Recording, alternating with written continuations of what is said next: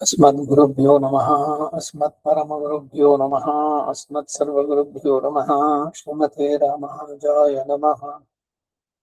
श्रीमद्वेदान्तरामानुजमुनिकरुणालब्धवेदान्तयुग्मो श्रीमच्छ्रीवासयोगीश्वरगुरुप्रियोरर्पितस्वात्मभारं श्रीमच्छ्रीरङ्गनाथार्पयमनुकृपया प्राप्तमोक्षाश्रमन्तम् श्रीमद्वेदान्तरामानुजमुनिमपरं संश्रीदेशिकेन्द्रम् रामानुजदया पात्रं ज्ञानवैराग्यभूषणं श्रीमद्वेङ्कटनाथार्यं वन्दे वेदान्तदेशिकम् लक्ष्मीनाथसमारम्भां नाथयामनमध्यमाम् अस्मदाचार्यवर्यन्तां वन्दे गुरुपरम्पराम् यो नित्यमच्युतपदां भुजयुग्मरुक्मं व्यामोहतस्तदितराणि तृणाय मेने अस्मद्गुरोर्भगवतोऽस्य दैकसिन्धोः रामानुजस्य चरणौ शरणं प्रपद्ये मातापिता युवति यस्तनया विभूतिः सर्वं यदेव नियमेन मदन्वयानाम् आद्यस्य न कुलपतेर्वकुलाभिरामं श्रीमत्तदङ्घ्रिगणं प्रणमामि मूर्धः भूतं सरश्च महदाह्वयवर्तनाथ श्रीभक्तिसारकुलशेखरयोगिवाहान् भक्ताङ्घ्रिरेणुपरकालयतीन्द्रमिश्रान् श्रीमत्पराङ्कुशमुनिं प्रणतोऽस्मि नित्यम् श्रीमान् वेङ्कटनाथार्यः कवितार्किककेसरी वेदान्ताचार्यवर्यो मे सन्निधत्तां सदा हृदि गुरुभ्यस्तत्गुरुभ्यश्च नमो वागमधीमहे वणीमहे जगत्र अद्यौ दम्पती जगदाम्पति स्वशेषभूतेन मया स्वीयैः सर्वपरिच्छदैः विधातुं प्रीतमात्मानं श्रीमान् प्रकमते स्वयं शुक्लाम्बरधरं विष्णुं शशिवर्णं चतुर्भुजं प्रसन्नवदनं ध्यायेत् सर्वविघ्नोपशान्तये यस्य द्विरदवक्त्राद्याः पारिषद्याः परश्यतं विघ्नं निघ्नन्ति सततं विश्वक्सेनं दमाश्रये दिव्यागारं सरोजाक्षं शङ्खचक्रगदाधरं मुकुन्दद्वारनिलयं विश्वक्सेनमुपास्महे व्यासं वसिष्ठनप्तारं शक्तेः पौत्रमकल्मषं पराशरात्मजं वन्दे सुगदातं तपोनिधिं व्यासाय विष्णुरूपाय व्यासरूपाय विष्णवे नमो वै ब्रह्मनिधये वासिष्ठाय नमो नमः अविकाराय शुद्धाय नित्याय परमात्मने सदैकरूपरूपाय विष्णवे सर्वजिष्णवे सम्यन्याय कलापेन महता भारतेन च उपबृंहितवेदाय नमो व्यासाय विष्णवे मुनिं स्निग्धाम्बुदाभासं वेदव्यासमकल्मषम् वेदव्यासं सरस्वत्या वासं व्यासं नमाम्यहम् अचतुर्वदनो ब्रह्मा द्विबाहुरपरो हरिः अफाललोचनः शम्भुः भगवान् बादरायणः कृष्णं कमलपत्राक्षं पुण्यश्रवणकीर्तनं वासुदेवं जगद्योनिं नौमि नारायणं हरिं कृष्णाय राघवेन्द्राय ज्ञानमुद्राय योगिने नाथाय रुक्मिणीशाय नमो वेदान्तवेदिने सारथ्यमर्जुनस्याजौ कुर्वन् गीतामृतं ददौ लोकत्रयोपकाराय तस्मै कृष्णात्मने नमः सर्वोपनिषदो गावः दुग्धा गोपालनन्दनः पार्थो वत्सः सुधीर्भोक्ता दुग्धं गीतामृतं महत् मलनिर्मोचनं पुंसां जलस्नानं दिने दिने सगद्गीताम्भसि स्नानं संसारमलमोचनं गीता सुगीता कर्तव्या किमन्यैः शास्त्रविस्तरैः या स्वयं पद्मनाभस्य मुखपद्माद्विनिसृताः सर्वशास्त्रमयी गीता सर्वदेवमयो हरिः सर्वतीर्थमयी गंगा सर्वधर्ममयो मनुः यस्मिन् प्रसादसमुगे कवयोऽपि ते शास्त्राण्यशासुरिहयन्महिमाश्रयाणि कृष्णेन तेन यदिह स्वयमेव गीतं शास्त्रस्य तस्य सदृशं किमिहास्ति शास्त्रम् भीष्मद्रोणतटा जयद्रथजला गान्धारनीलोत्पलाः शल्यग्राहवती कृपेण वहिनी कर्णेन बेलाकुला अश्वत्थामविकर्णघोरमकरा दुर्योधनावर्तिनीः सोत्तीर्णाः खलु पाण्डवैरणनदीकैवर्तके केशवे नमोऽस्तु ते व्यासविशालबुद्धे पुल्लारविन्दायतपत्रनेत्र येन त्वया भारततैलपूर्णः प्रज्वालितो ज्ञानमयप्रदीपः प्रपन्नपारिजाताय तोत्रवेत्रैकपाणये ज्ञानमुद्राय कृष्णाय गीतामृतधुने नमः। वसुदेवसुतं देवं कंसचाणूरमर्दनं देवकी परमानन्दं कृष्णं वन्दे जगद्गुरुम्। पाराशर्यवचः सरोजममलं गीतार्थगन्धोत्कटं नानाख्यानककेसरं हरिकथासम्बोधनाबोधितं लोके सज्जनषट्पदैरहरः पेपीयमानं मुदा भूयाद्भारतपङ्कजं कलिमलप्रध्वंसिनः श्रेयसे। मूकं करोति वाचालं पङ्गुं लङ्घयते गिरिं यत्कृपादमहं वन्दे परमानन्दमाधवम्। यं ब्रह्मा वरुणेन्द्ररुद्रमरुतस्तुन्वन्ति दिव्यैस्तवैः वेदैः साङ्गपदक्रमोपनिषदैर्गायन्ति यं सामगाः ध्यानावस्थिततद्गतेन मनसा पश्यन्ति यं योगिनो यस्यान्तं न विदुःसुरासुरगणा देवाय तस्मै नमः। पार्थाय प्रतिबोधितां भगवता नारायणेन स्वयं व्यासेन ग्रथितां पुराणमुनिना मध्ये महाभारतम् अद्वैतामृतवर्षिणीं भगवतीमष्टादशाध्यायिनीम् अम्ब त्वाम् अनुसन्दधामि भगवद्गीते भवद्वेषिणी। अष्टमैषी समेता श्रीकृष्णाय परब्रह्मणे नमः। अथ श्रीमद्भगवद्गीतासु उपनिषत्सु ब्रह्मविद्यायां योगशास्त्रे श्रीकृष्णार्जुनसंवादे भक्तियोगो नाम द्वादशाध्याये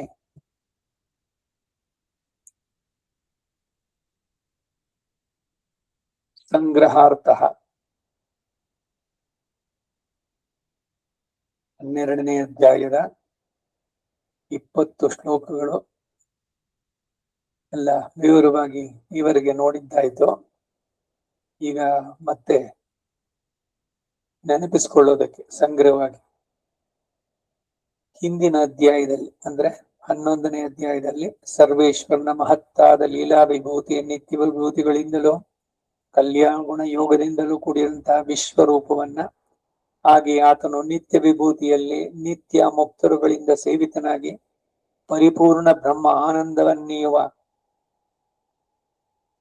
ತನಗೇನೇ ಅಸಾಧಾರಣವಾದ ಅಸಾಧಾರಣ ಸ್ವಸಾಧಾರಣ ಶಾಶ್ವತವಾದಂತಹ ಪರರೂಪವನ್ನು ನೋಡಬೇಕು ಎಂಬ ಅರ್ಜುನನ ಪ್ರಾರ್ಥನೆಗಳಿಗೆ ಕಟ್ಟುಬಿದ್ದು 2 ರೂಪಗಳನ್ನು ಭಕ್ತವತ್ಸಲನ್ನು ತೋರಿಸಿ ಅಂತಹ ಪ್ರಾಪ್ಯವನ್ನು ಹೊಂದಬೇಕಾದ್ರೆ ಕೇವಲ ನಿತ್ಯ ನೈಮಿತ್ತಿಕಾದಿ ಯಜ್ಞ ದಾನ ಹೋಮ ತಪಸ್ಸುಗಳಿಂದ ಆಗುವುದಿಲ್ಲ ಅಂತ ಹೇಳಿ ಭಗವದ್ ಉಪಾಸನೆಯನ್ನ ಅನನ್ಯ ಭಕ್ತಿಯಿಂದ ಮಾಡಿದ್ರೇನೆ ವಶ್ಯನೇ ವಿನಃ ಅನ್ಯಥಾ ಇಲ್ಲ ಎಂದು ತಿಳಿಸಿದ.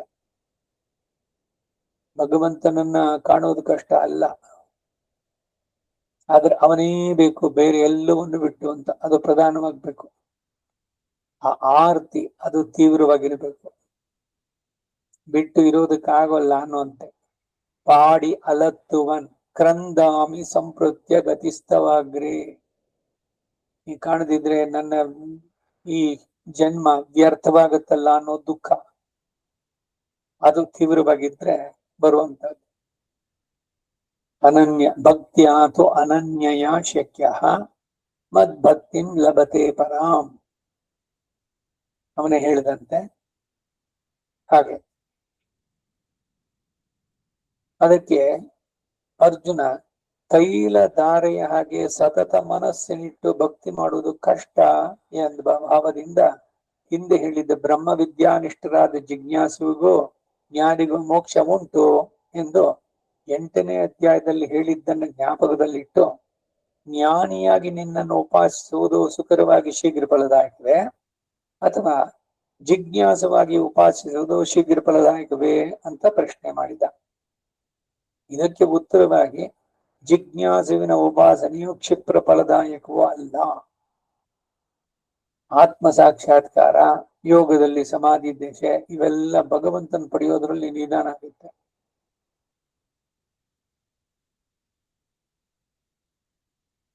ಅದಕ್ಕಾಗಿ ಆದ್ದರಿಂದ ಮನಸ್ಸನ್ನ ನನ್ನಲ್ಲೇ ಇಟ್ಟು ಜ್ಞಾನಿಯಾಗಿ ಉಪಾಸಿಸತಕ್ಕದ್ದೇ ಕ್ಷಿಪ್ರ ಫಲದಾಯಕ ಎಂದು ಶ್ರೀಕೃಷ್ಣ ಭಗವಾನ್ ಉಪದೇಶಿಸಿ, ಹಾಗೆ ಮನಸ್ಸನ್ನ ತನ್ನಲ್ಲೇ ಇಡಲು ಹೇಗೆ ಸಾಧ್ಯ ಅನ್ನುವುದನ್ನ ಕಾರುಣ್ಯಾತಿರೇಕದಿಂದ, ಅತ್ಯಂತ ಕರುಣೆ ಅದರಿಂದ ಆ ಭಕ್ತ ವತ್ಸಲನಾದವನು ತಿಳಿಸ್ತಾನೆ.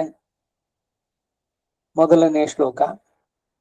ಅರ್ಜುನ ಪ್ರಶ್ನಿಸ್ತಾನೆ, ಹಿಂದೆ ನೀವು ಉಪದೇಶಿಸಿದ ಹಾಗೆ ಯಾವಾಗಲೂ ನಿಮ್ಮಲ್ಲೇ ಸಕ್ತವಾದ ಮನಸ್ಸುಳ್ಳವರಾಗಿ ಅನನ್ಯ ಭಕ್ತಿಯಿಂದ ನಿಮ್ಮ ದಿವ್ಯ ಮಂಗಳ ವಿಗ್ರಹವನ್ನ ಚೆನ್ನಾಗಿ ಉಪಾಸನೆಯನ್ನು ಮಾಡುವವರು ಯಾರೋ, ಚಾಂದೋಗ್ಯಾದಿಗಳಲ್ಲೂ ಬ್ರಹ್ಮಸೂತ್ರದಲ್ಲೂ ಹೇಳಿರುವ ಹಾಗೆ ಪ್ರಕೃತಿ ವಿಯುಕ್ತ, ಪ್ರಕೃತಿಯ ಸಂಬಂಧವನ್ನ ಬಿಟ್ಟಂತಹ ಜೀವಾತ್ಮ ಪ್ರತ್ಯೇಗಾತ್ಮವನ್ನ ಪ್ರಾಪ್ಯವಾಗಿ ಬೇಡಿ ಪರಮಾತ್ಮನನ್ನ ಪ್ರಾಪಕನನ್ನಾಗಿ ಭಾವಿಸಿ ಯಾರು ಉಪಾಸಿಸ್ತಾರೋ ಇವರಿಬ್ಬರಲ್ಲಿ ಯಾರು ಪ್ರಾಜ್ಞರು, ಅಂದ್ರೆ ಯಾರಿಗೆ ಸುಕರವಾಗಿ ಶೀಘ್ರವಾಗಿ ವೈಕುಂಠ ಪ್ರಾಪ್ತಿ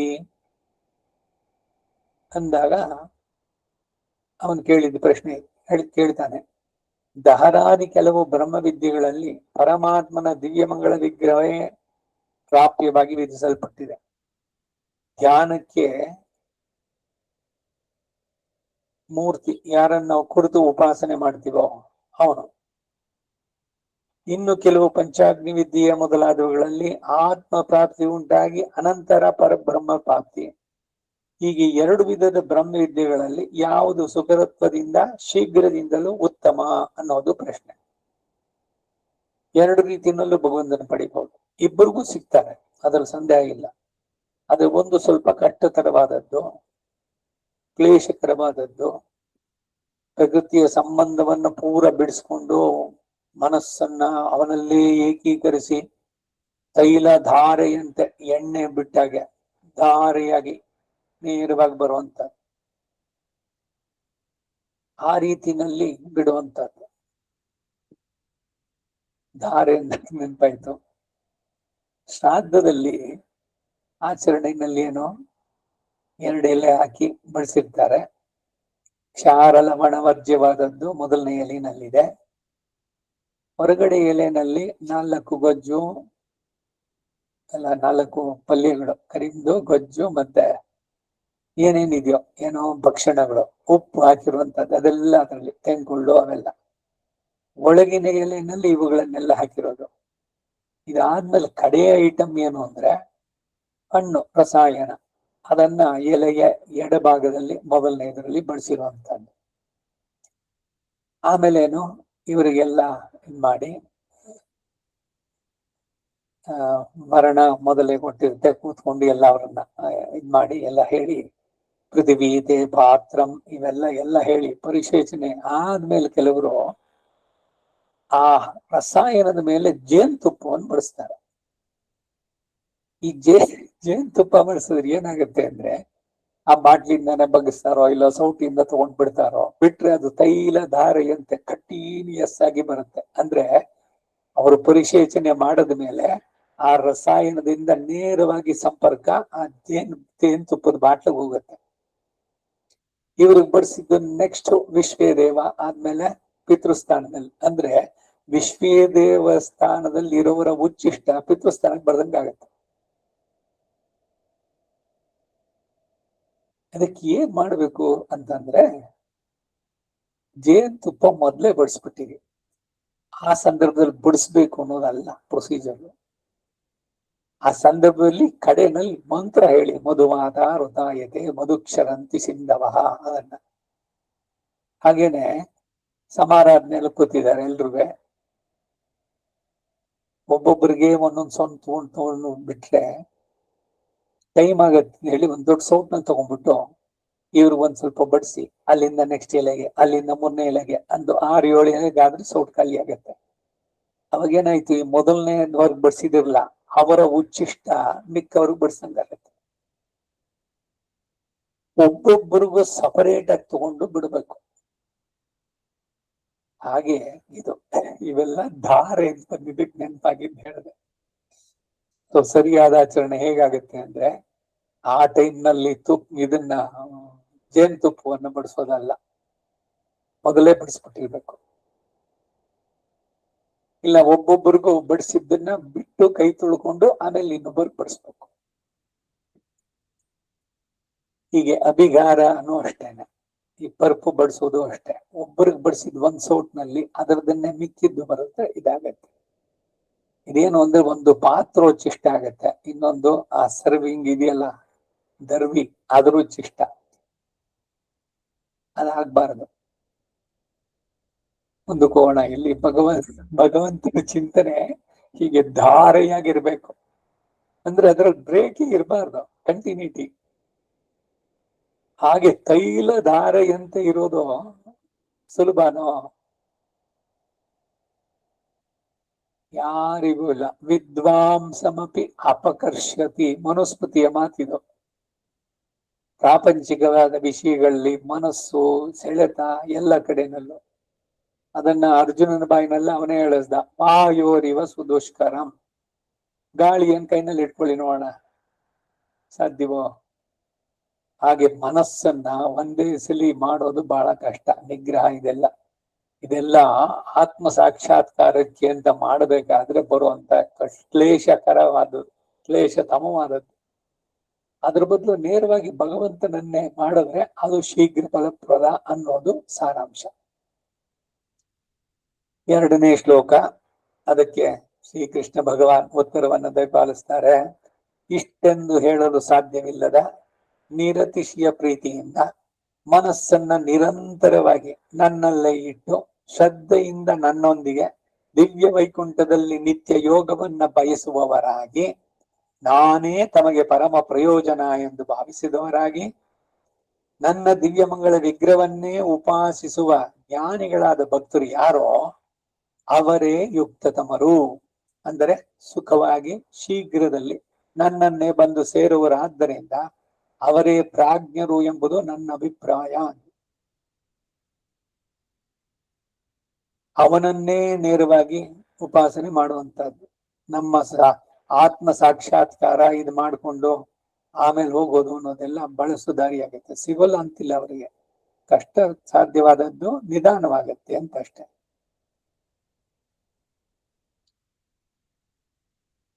3, 4, 5 ಶ್ಲೋಕಗಳು. ಮುಂದಿನ 3 ಶ್ಲೋಕಗಳಿಂದ ಪಂಚಾಗ್ನಿ ವಿದ್ಯೆ, ಪ್ರತರ್ಧನ ವಿದ್ಯೆ ಮೊದಲಾದವುಗಳಲ್ಲಿ ಜಿಜ್ಞಾಸುವಾಗಿ ಮಾಡುವ ಉಪಾಸನೆಯೋ ಆತ್ಮ ಪ್ರಾಪ್ತಿ ಉಂಟಾಗಿ ಅನಂತರ ಮೋಕ್ಷದಾಯಕವಾದರೂ ಕೂಡ ಸುಖಕರವಲ್ಲ, ಫಲದಲ್ಲಿ ವಿಳಂಬ, ಅದು ಕ್ಲೇಶವುಳ್ಳದ್ದು ಅಂತ ಹೇಳ್ತಾರೆ. ನಮ್ಮಗಳ ಸ್ಥಿತಿಯನ್ನ ನೋಡಿಯೇ ಆಳ್ವಾರಗಳಿದ್ರು, ನಿರಂತರಂ ನಿನೈಪ್ಪದಾಹ ನೀ ನಿನೈಕ್ಕ ವೆಂಡುಮೆ. ಭಗವಂತ ನೀ ಸಂಕಲ್ಪಿಸು. ಅಲ್ಲೂ ಕೂಡ ಅಷ್ಟೇ, ಪೂರ್ಣವಾದ ಶರಣಾಗತಿ. ವಾಚಿಕವಾಗಿ ಹೇಳ್ಬೇಕಾದ್ರೆ ನಾನ್ ಮಾಡ್ತಾ ಇದ್ದೀನಿ ಅಂತಲ್ಲ, ನೀನು ನನ್ನ ಮನಸ್ಸನ್ನ ನಿನ್ನಲ್ಲೇ ನಿರಂತರವಾಗಿರುವಂಗೆ ನೀನು ಅನುಗ್ರಹಿಸಬೇಕು, ಅದು ಪ್ರಾರ್ಥನೆ. ಈ ಕನಕದಾಸರು ಹರಿಭಕ್ತಿ ಸಾರ ಅಂತ ಒಂದು ಕೃತಿಯನ್ನು ಬರೆದಿದ್ದಾರೆ. ಅದರಲ್ಲಿ ಪ್ರತಿ ಸಾಲಿನಲ್ಲಿ ಏಲೋರೆಂಪಾವಾಯ ಅಂತ ತಿರುಪೋಯಿನಲ್ಲಿ ಎಂಟಾಗೋಂಗೆ ರಕ್ಷಿಸೆಮ್ಮ ಅನವರತ ಅಂತ ಕಂಟಿನ್ಯೂ. ಅನವರತ, ಅವಿರತ, ಇವೆಲ್ಲ ಏನು ಅಂದ್ರೆ ಏನು ಅಲ್ಲಿ ಬ್ರೇಕೇ ಇಲ್ಲ, ಕಂಟಿನ್ಯೂಸ್ ಆಗಿರ್ಬೇಕು. ಈಗಿನವ್ರ ಭಾಷೆ 24x7 ಅಂತ, 24 ಗಂಟೆನೂ ವಾರ ಪೂರ್ತಿ. ಅಂದ್ರೆ ಸದಾ ನಿನ್ನನ್ನು ಬಿಟ್ಟು ಬೇರೆ ಥಾಟ್ಗಳು ಬರಬಾರ್ದು. ನಿರಂತರಂ ನಿನೈಪ್ಪದಾಹ ನೀ ನಿನೈಕ್ಕ ವೆಂಡುಮೆ. ನಾನು ನನ್ನ ಪ್ರಯತ್ನ ಪೂರ್ವಕವಾಗಿ ಮನಸ್ಸನ್ನು ಅಡಗಿಸಿ ಇಂದ್ರಿಯಗಳಿಂದ ಬಿಟ್ಟು ಪ್ರಕೃತಿಯ ಸಂಬಂಧ ಬಿಟ್ಟು ನಾ ಮಾಡ್ತೀನಿ ಅಂತ ಆಗೋಲ್ಲ, ಶಕ್ತಿ ಇಲ್ಲ ನನಗೆ, ಹೇಳುವಂತ ಧೈರ್ಯವೂ ಇಲ್ಲ. ಅದರಿಂದ ನೀನೇ, ನಿನ್ನನ್ನು ಪಡೆಯುವುದಕ್ಕೆ ಸಾಧನ ಯಾವುದು ಅಂದ್ರೆ ನೀನೇ ಆ ಜಾಗದಲ್ಲಿ ನಿಂತು ಏನು ಉಪಾಯ ಅವನನ್ನು ಪಡೆಯೋಕೆ ಅಂದ್ರೆ ಆ ಉಪಾಯ ಸ್ಥಾನದಲ್ಲಿ ನೀನೇ ನಿಂತು ಅದನ್ನ ನಡ್ಸ್ಕೊಡ್ಬೇಕು. ಇದೇನು ಅಂದ್ರೆ ಇದು ಪ್ರಪತ್ತಿ ನಡೆಸಿರೋದು. ಭಕ್ತಿ ಪ್ರಪತ್ತಿ 2. ಭಕ್ತಿಯ ಪರಾಕಾಷ್ಠೆ ಪ್ರಪತ್ತಿ, ಪೂರ್ಣವಾಗಿ ಸಮರ್ಪಣೆ ಅವನಲ್ಲಿ. ನನ್ನದು ಅನ್ನೋದು ಏನು ಉಳಿದಿಲ್ಲ, ಎಲ್ಲವೂ ನಿಂದೇನೆ. ಈ ಆತ್ಮ ನಿನ್ನದು, ಈ ಶರೀರ ನೀ ಕೊಟ್ಟಿದ್ದು. ಇವೆರಡು ಕೂಡ ನಿನ್ನ ಕೈಂಕರ್ಯಕ್ಕೆ ನೀನೇನೆ. ಉಪಯೋಗಿಸ್ಕೊ. ಎಲ್ಲವೂ ಭಗವಂತನ ಸಂಕಲ್ಪ. ತೇನ ವಿನ ತೃಣಾಗ್ರಮಪಿನ ಚರತೆ. ಯಾರಿಗೂ ಏನೋ ಸಿಗ್ಬೇಕೋ, ಯಾರೇನೋ ಕಳ್ಕೊಳ್ಳೋದು, ಪ್ರತಿ ಒಂದರಲ್ಲೂ ಕೂಡ ಅವನ ಸಂಕಲ್ಪ ಇದೆ. ಅವನ್ ಮತ್ತೆ ಏನು ಪಾರ್ಶಿಯಾಲಿಟಿ ಅಲ್ವಾ, ಒಬ್ರಿಗೆ ಇಂತರ ಮಾಡಿ ಇನ್ನೊಬ್ರಿಗೆ ಮಾಡ್ತಾನೆ ಅಂತಂದ್ರೆ ಅಲ್ಲಿ ಕರ್ಮದ ಒಂದು ಹಿನ್ನೆಲೆ ಇಟ್ಕೊಂಡು ನಡೆಸ್ತಾನೆ. ಯಾಕೆಂದ್ರೆ ಅವನು ಪಕ್ಷಪಾತಿ ಅನ್ನೋ ಮಾತು ಬರಬಾರದು ಭಗವಂತನಿಗೆ. ಅವನಿಗೆ ಸ್ವಾರ್ಥ ಏನಿಲ್ಲ, ಅವನಿಗೆ ಯಾರಿಂದ ಏನೂ ಆಗ್ಬೇಕಾಗಿಲ್ಲ. ಮತ್ತೆ ಯಾರಿಗೋ ಒಳ್ಳೇದ್ ಮಾಡ್ಬಿಟ್ಟು ಇನ್ಯಾರಿಗೋ ಕೆಟ್ಟದಕ್ಕೆ ಮಾಡ್ತಾನೆ ಅಂತ ಅಂದ್ರೆ ಅವರವರ ಕರ್ಮ. ಸೊ ಆ ಕರ್ಮ ಅಡ್ಡಿಯಾಗಿ ಬರುವಂತಹದ್ದು. ಭಗವಂತನ ಕೃಪೆ ನಮ್ಮ ಮೇಲೆ ಬೀಳುವುದಕ್ಕೆ ಅಡ್ಡಿಯಾಗಿರುವಂತಹದ್ದು ನಮ್ಮ ಕರ್ಮಗಳು. ಆ ಅನಿಷ್ಟವನ್ನ ದೂರಗೊಳಿಸುವಂತಹದ್ದು ಕೂಡ ನೀನೇ ಆಗ್ಬೇಕು. ಅನಿಷ್ಟ ನಿವೃತ್ತಿ ದ್ವಾರ ಇಷ್ಟ ಪ್ರಾಪ್ತಿ, ಇದನ್ನ ನೀನೇ ನಡೆಸ್ಕೊಡ್ಬೇಕು ಅಂತನ್ನೋದು ಶೀಘ್ರತಮವಾದದ್ದು ಅನ್ನೋದು ಭಗವಂತನ ಅಭಿಪ್ರಾಯ. ಇಲ್ಲಿ ಯಾರು ನಾಶರಹಿತವಾದ ಮತ್ತು ದೇಹವೇ ಮೊದಲಾದವುಗಳಿಂದ ವಿಲಕ್ಷಣವಾಗಿರೋದ್ರಿಂದ ದೇವ ಮನುಷ್ಯನೇ ಮೊದಲಾದ ಶಬ್ದಗಳಿಂದ ನಿರ್ದೇಶಿಸಲು ಸಾಧ್ಯವಲ್ಲದ, ಆ ಕಾರಣದಿಂದಲೇ ಚಕ್ಷುರಾದಿ ಇಂದ್ರಿಯಗಳಿಗೆ ಗೋಚರವಲ್ಲದ,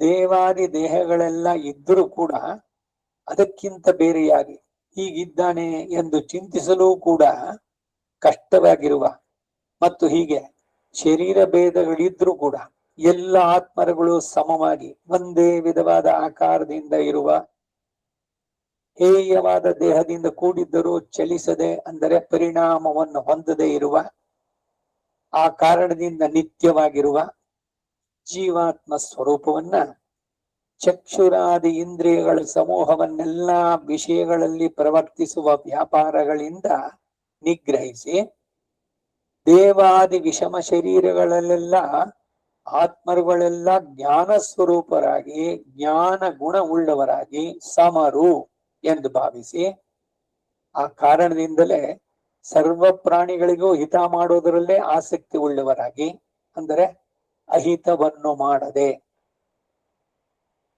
ಅದ್ವೇಷ್ಟ ಸರ್ವಭೂತಾನಾಂ ಅಂತ ಹೇಳಿದಂತೆ, ಹೀಗೆ ಯಾರು ಜೀವಾತ್ಮ ಸ್ವರೂಪವನ್ನು ಉಪಾಸಿಸ್ತಾರೋ ಅಂತವರು ಕೂಡ, ಆ ಜಿಜ್ಞಾಸಿಗಳು ಕೂಡ ನನ್ನನ್ನೇ ಕಡೆಗೆ ಹೊಂದುತ್ತಾರೆ.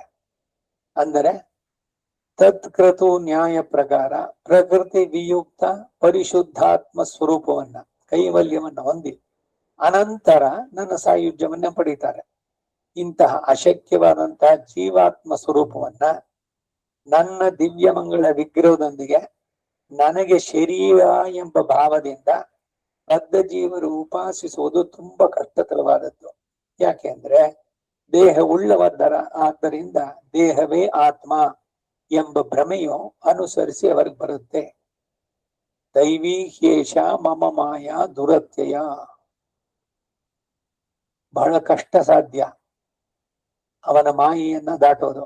ಯತ್ ಪ್ರಪತ್ತಿಂ ವಿನಾ ಸರ್ವೈಹಿ ಯಸ್ಯ ಮಾಯಾ ದುರತ್ಯಯ, ಅದಕ್ಕೇನು ಅವನಲ್ಲೇ ಶರಣಾಗ್ಬಿಡೋದು. ಧನಂಜಯ ರಥಸ್ತಂತ ಪ್ರಪದ್ಯೆ ಶರಣಂ ಮಹಾ.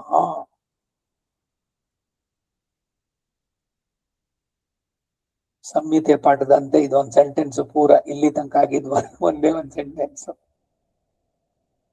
ಮುಂದಿನ 2 ಶ್ಲೋಕಗಳು 3, 4, 5 ಹೇಳಿದ್ದಾಯ್ತು. 6, 7ನೇ ಶ್ಲೋಕಗಳಲ್ಲಿ ಆದ್ದರಿಂದ ದಿವ್ಯ ಮಂಗಳ ವಿಗ್ರಹಯುಕ್ತನಾಗಿ ಲಕ್ಷ್ಮಿ, ಕಲ್ಯಾಣ ಗುಣಗಣಗಳು, ವಿಭೂತಿ ಇವುಗಳಿಂದ ಪರಿಪೂರ್ಣನಾದಂತಹ ತನ್ನನ್ನ ಸಾಕ್ಷಾತ್ತಾಗಿ ಉಪಾಸಿಸುವರೇ ಪ್ರಾಜ್ಞರು. ಪ್ರಗಷ್ಟೇನ ಜ್ಞಾನ, ಪ್ರಾಜ್ಞ ಅಂತಂದ್ರೆ ನಿಜವಾಗಿ ಯಥಾರ್ಥವಾದ ಜ್ಞಾನವನ್ನ ಸರಿಯಾಗಿ ತಿಳಿದವರು ಆಗ್ತಾರೆ. ಅದಕ್ಕೆ ಅವ್ರನ್ನ ಪ್ರಾಜ್ಞರು ಅಂತ ಹೇಳಿದ್ರು. ಯಾವ ಉಪಾಸಕರಾದರೂ ದೇಹ ಯಾತ್ರೆಗೆ ಬೇಕಾದ ಮತ್ತು ಸುತ ಕಳತ್ರಾದಿ ರಕ್ಷಣ ರೂಪವಾದ ಇತಿ ಕರ್ತವ್ಯಗಳಾದ ಮತ್ತು ವೈದಿಕಗಳಾದ ಆಜ್ಞಾ ಅನುಜ್ಞಾ ಕೈಂಕರ್ಯಗಳಿಂದ ಹೀಗೆ ಎಲ್ಲ ಕರ್ಮಗಳ ಕರ್ತೃತ್ವ ಮಮತಾ ಫಲಗಳನ್ನ ತ್ಯಾಗ ಮಾಡಿ ಅವುಗಳನ್ನೆಲ್ಲ ನನ್ನಲ್ಲಿ ಸಮರ್ಪಿಸಿ ನಾನೇ ಮುಖ್ಯ ಪ್ರಾಪ್ಯ ಎಂದು ಭಾವಿಸಿದವರಾಗಿ ಅನನ್ಯ ಪ್ರಯೋಜನರಾಗಿ ವಿಶೇಷ ಭಕ್ತಿಯಿಂದ ಪರಿಪೂರ್ಣನಾದ ನನ್ನನ್ನು ಉಪಾಸನೆ ಮಾಡ್ತಾರೋ ಮತ್ತು ಉಪಾಸನ ವ್ಯತಿರಿಕ್ತ ಕಾಲದಲ್ಲೂ ಕೂಡ ನನ್ನ ಸ್ಮರಣ, ಕೀರ್ತನ, ಅರ್ಚನ, ಧ್ಯಾನಾದಿಗಳನ್ನ ಅತ್ಯಂತ ಶ್ರದ್ಧಾ ವಿಶ್ವಾಸಗಳಿಂದ ಮಾಡ್ತಾರೋ ಅಂತಹ ಸಂಸಾರ ಸಾಗರದಲ್ಲಿ ಬಿದ್ದಿರುವವರನ್ನ ಕ್ಷಿಪ್ರದಲ್ಲೇ ತುಂಬಾ ಬೇಗ ಮೇಲಕ್ಕೆ ಎತ್ತಿ ನಾನು ರಕ್ಷಿಸ್ತೇನೆ. 8ನೇ ಶ್ಲೋಕ.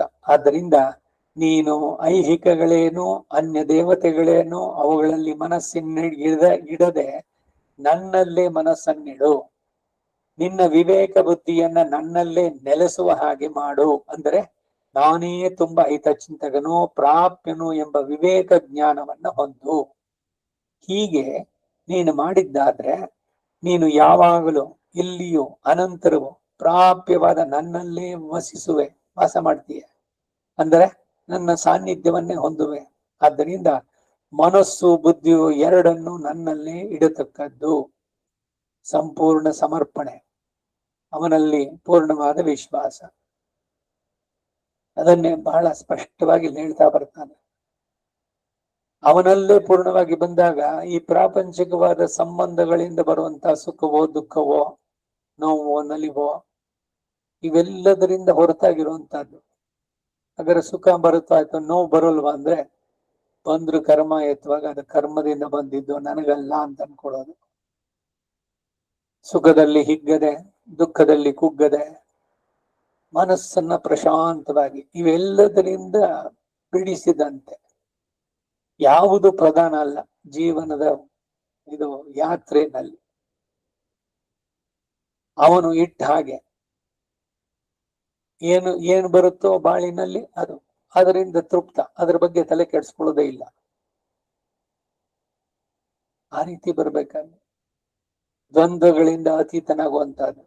ಶತ್ರು ಮಿತ್ರ ಇಬ್ಬರಲ್ಲೂ ಸಮಾನವಾದ ಭಾವ, ಲಾಭ ನಷ್ಟ, ಜಯ ಅಪಜಯ, ಮಾನ ಅಪಮಾನ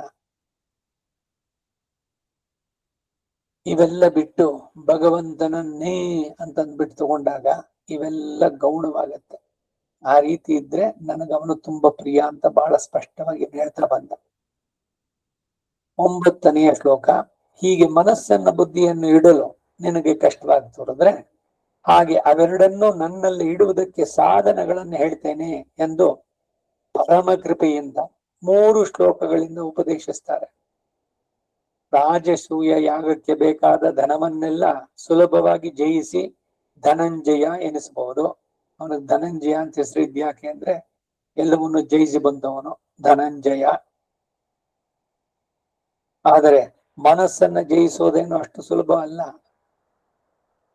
ಹೀಗೆ ಸ್ಥಿರವಾಗಿ ಚಿತ್ತ ಸಮಾಧಾನವನ್ನು ಹೊಂದಲು ನೀನು ಅಸಮರ್ಥನಾದರೆ ನನ್ನ ದಿವ್ಯ ಮಂಗಳ ವಿಗ್ರಹವನ್ನ ಪುನಃ ಪುನಃ ಚಿಂತನ ಮಾಡುತ್ತಾ ಬಂದು ನಾನು ಎಂತಹ ಕಲ್ಯಾಣ ಗುಣಾಕರನು, ಎಂತಹ ಭಕ್ತವತ್ಸಲ ಅಂತವನನ್ನು ಹೊಂದಬೇಕು ಎಂದು ಪ್ರೀತಿಯಿಂದ ನೀನು ಅಪೇಕ್ಷಿಸೋ ಉಪಾಸನೆ ಕೈಗೂಡುತ್ತೆ.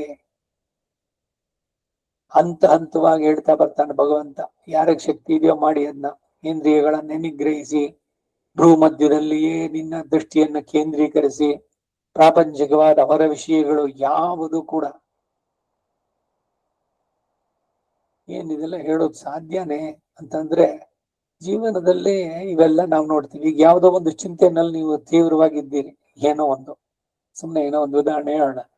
ಏನೋ ಕಾರ್ ತಗೋಬೇಕು ಅಂತಿದ್ರಿ, ಎಲೆಕ್ಟ್ರಿಕ್ ಕಾರ್ ಬಂದಿದೆ ಇವಾಗ, ಅದರಲ್ಲಿ ಏನೇನು ಅವೆಲ್ಲ ಮಾಡೋಣ ಅಂತ ಅದನ್ನೆಲ್ಲ ಪೂರ ಅನಲೈಸ್ ಮಾಡಿದ್ದಾರೆ. ಅಷ್ಟರಲ್ಲಿ ಯಾರೋ ಬಂದು ಏನೋ ಮಾತಾಡಿಸ್ತಾರೆ, ನಿಮ್ಗೆ ಆ ಕಡೆ ಗಮನನೇ ಇಲ್ಲ.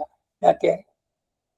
ನೀವು ಎಷ್ಟು ಮಟ್ಟಿಗೆ ಅದರಲ್ಲಿ ಪೂರ್ಣವಾಗಿ ತಲ್ಲೀನರಾಗಿದ್ರಿ ಅಂದ್ರೆ ಹೊರಗಡೆ ವಿಷಯದಲ್ಲಿ ಬಂತೇನೋ, ಅವ್ರು ಮಾತಾಡ್ಲಿಲ್ವಾ, ನಿಮ್ ಕಿವಿ ಕೇಳಿಸ್ತಾ ಇರ್ಲಿಲ್ವಾ, ಇಂದ್ರಿಯ ಆ ಟೈಮ್ನಲ್ಲಿ ಏನ್ ಕಿವಿಡಾಗಿತ್ತ? ಯಾಕಿದಾಯ್ತು ಅಂದ್ರೆ ನಿಮ್ಮ ಮನಸ್ಸು ಅದರಲ್ಲಿ ಅದನ್ನ ತಗೋಬೇಕು, ಅದನ್ನ ಯಾವ್ದು ಕಡಿಮೆ ಇದೆ, ಯಾವ್ದು ಚೆನ್ನಾಗಿದೆ ಅದರ ಬಗ್ಗೆ ಚಿಂತನೆ. ಬೇಕಾದಷ್ಟು ಉದಾಹರಣೆಗಳು. ಮನಸ್ಸು ಎಷ್ಟು ಮಟ್ಟಿಗೆ ತಲ್ಲೀನತೆ ಬರುತ್ತೆ ಬೇರೆ ಬೇರೆ ವಿಷಯಗಳಲ್ಲಿ.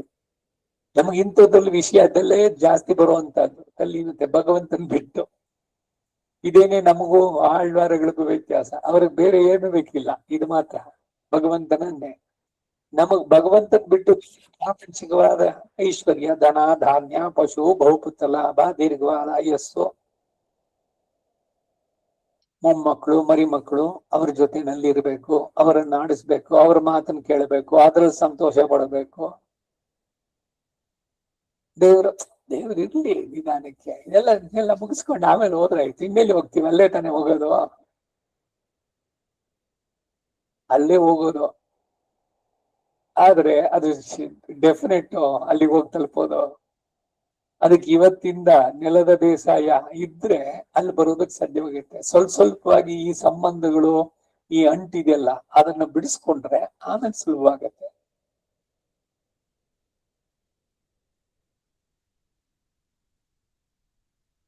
ಅದರಿಂದ ಮನಸ್ಸನ್ನ ಜಯಿಸುವುದು ಸುಲಭವಲ್ಲ. ಏನು ಅದಕ್ಕೆ ಮಾರ್ಗ ಅಂದ್ರೆ ಪುನಃ ಪುನಃ ಅವನ ಚಿಂತನೆ. ಅದಕ್ಕಾಗಿ ಫೋಟೋಗಳಿರ್ಲಿ, ದೇವರ ಭಾವಚಿತ್ರಗಳು, ಬರೀ ದೇವರ ಮನೆಯಲ್ಲ ಅಷ್ಟೇ ಅಲ್ಲ, ಎಲ್ಲೆಲ್ಲಿ ನೀವು ಕೂತ್ಕೊಳ್ತಿರೋ ಓದೋದಕ್ಕೋ, ಸಿನಿಮಾ ಟಿವಿ ನೋಡೋದಕ್ಕೋ, ಅಲ್ಲೂ ಇರ್ಲಿ. ನಿಮಗೆ ಗೊತ್ತಿಲ್ಲದಂತೆ ಸುಪ್ತ ಪ್ರಜ್ಞೆನಲ್ಲಿ ಆ ಚಿತ್ರವನ್ನು ಮತ್ತೊಂದನ್ನು ನೋಡಿದ್ದು ಇದರದ್ದು ಬರುತ್ತೆ. ಮನಸ್ಸನ್ನು ನೆನಪಿಸುವಂತದ್ದು. ಇಂಗ್ಲಿಷ್ ನಲ್ಲಿ ಒಂದು ಪದ ಇದೆಯಲ್ಲ, out off site out of mind ಅಂತ. ಎದುರುಗಡೆ ಒಂದು ವಸ್ತು ಇದ್ರೆ ಅದರ ಬಗ್ಗೆ ಜ್ಞಾಪಕ ಬರುತ್ತೆ, ಇಲ್ದಿದ್ರೆ ಮರ್ತೋಗುತ್ತೆ. ಇದು ಎಲ್ರಿಗೂ ಅನುಭವ ಆಗಿರ್ಬೇಕಲ್ಲ. ಏನೋ ಒಂದ್ ಕೆಲಸ ಮಾಡ್ಬೇಕು, ಅಯ್ಯೋ ಬೆಳಗ್ಗೆ ಏನು ಸಂಧ್ಯಾವನ್ನೆಗೋ ಏನೋ ಮಾಡ್ಬೇಕಾರೆ ಅವಾಗ ನೆನಪಾಗತ್ತೆ. ಅದಾದ್ಮೇಲೆ ಇಲ್ಲ ಇವತ್ತು ಅದ್ ಮುಗಿಸ್ಕೊಂಡ್ ಅಂತ ಮರ್ತೋಗ್ಬಿಡತ್ತೆ. ಆಮೇಲೆ ಅದಕ್ಕೆ ಏನ್ ಮಾಡ್ಬೇಕು ಅಂದ್ರೆ, ನೀವೆಲ್ಲಿ ಓಡಾಡ್ತೀರ ಆ ಜಾಗದಲ್ಲಿ ಆ ವಸ್ತು ಇದ್ರೆ ಓ ಈ ಕೆಲಸ ಆಗ್ಬೇಕಾಗಿತ್ತು, ನೆನಪಿಸುತ್ತೆ. ಹಾಗೆ ಭಗವಂತ ಅಲ್ಲಿದ್ದಾನೆ ಇಲ್ಲಿದ್ದಾನೆ, ಅವನ ಚಿತ್ರಪಟವೋ ಇನ್ನೊಂದು ಮತ್ತೊಂದು ಇತ್ತು ಅಂತಂದ್ರೆ ಅವನ ಬಗ್ಗೆ ನೆನಪು ಬರೋದಕ್ಕೆ ಪೂರಕವಾಗತ್ತೆ. ಮನಸ್ಸನ್ನ ಆ ಕಡೆಗೆ ಮಾಡ್ಕೊಳ್ಳೋದಕ್ಕೆ ಎಲ್ಲ ಸುಲಭ ಸಾಧ್ಯವಾದ ಮಾರ್ಗಗಳು ಭಗವಂತನೇ ತೋರಿಸಿರುವಂತಹದ್ದು. ಇಂತಹ ಸ್ಮೃತಿ ಅಭ್ಯಾಸವನ್ನ ಮಾಡೋದಕ್ಕೂ ನೀನು ಅಶಕ್ತನಾದ್ರೆ ನನ್ನ ಕೈಂಕರ್ಯ ರೂಪಕರ್ಮಗಳನ್ನ ಮಾಡೋದ್ರಲ್ಲಿ ನಿರತನಾಗು. ಇವೆಲ್ಲ ಜ್ಞಾನ, ಧ್ಯಾನ.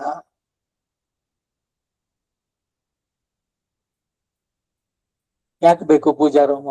ಮನಸ್ಸಿನಲ್ಲಿ ನಾವು ನೋಡಿದ್ರಾಗೋಲ್ವೇ? ನನಗ್ ಮನಸ್ಸಿನಲ್ಲೇ ಸದಾ ಅವನನ್ನ ನಾನು ನೋಡಬಲ್ಲೆ.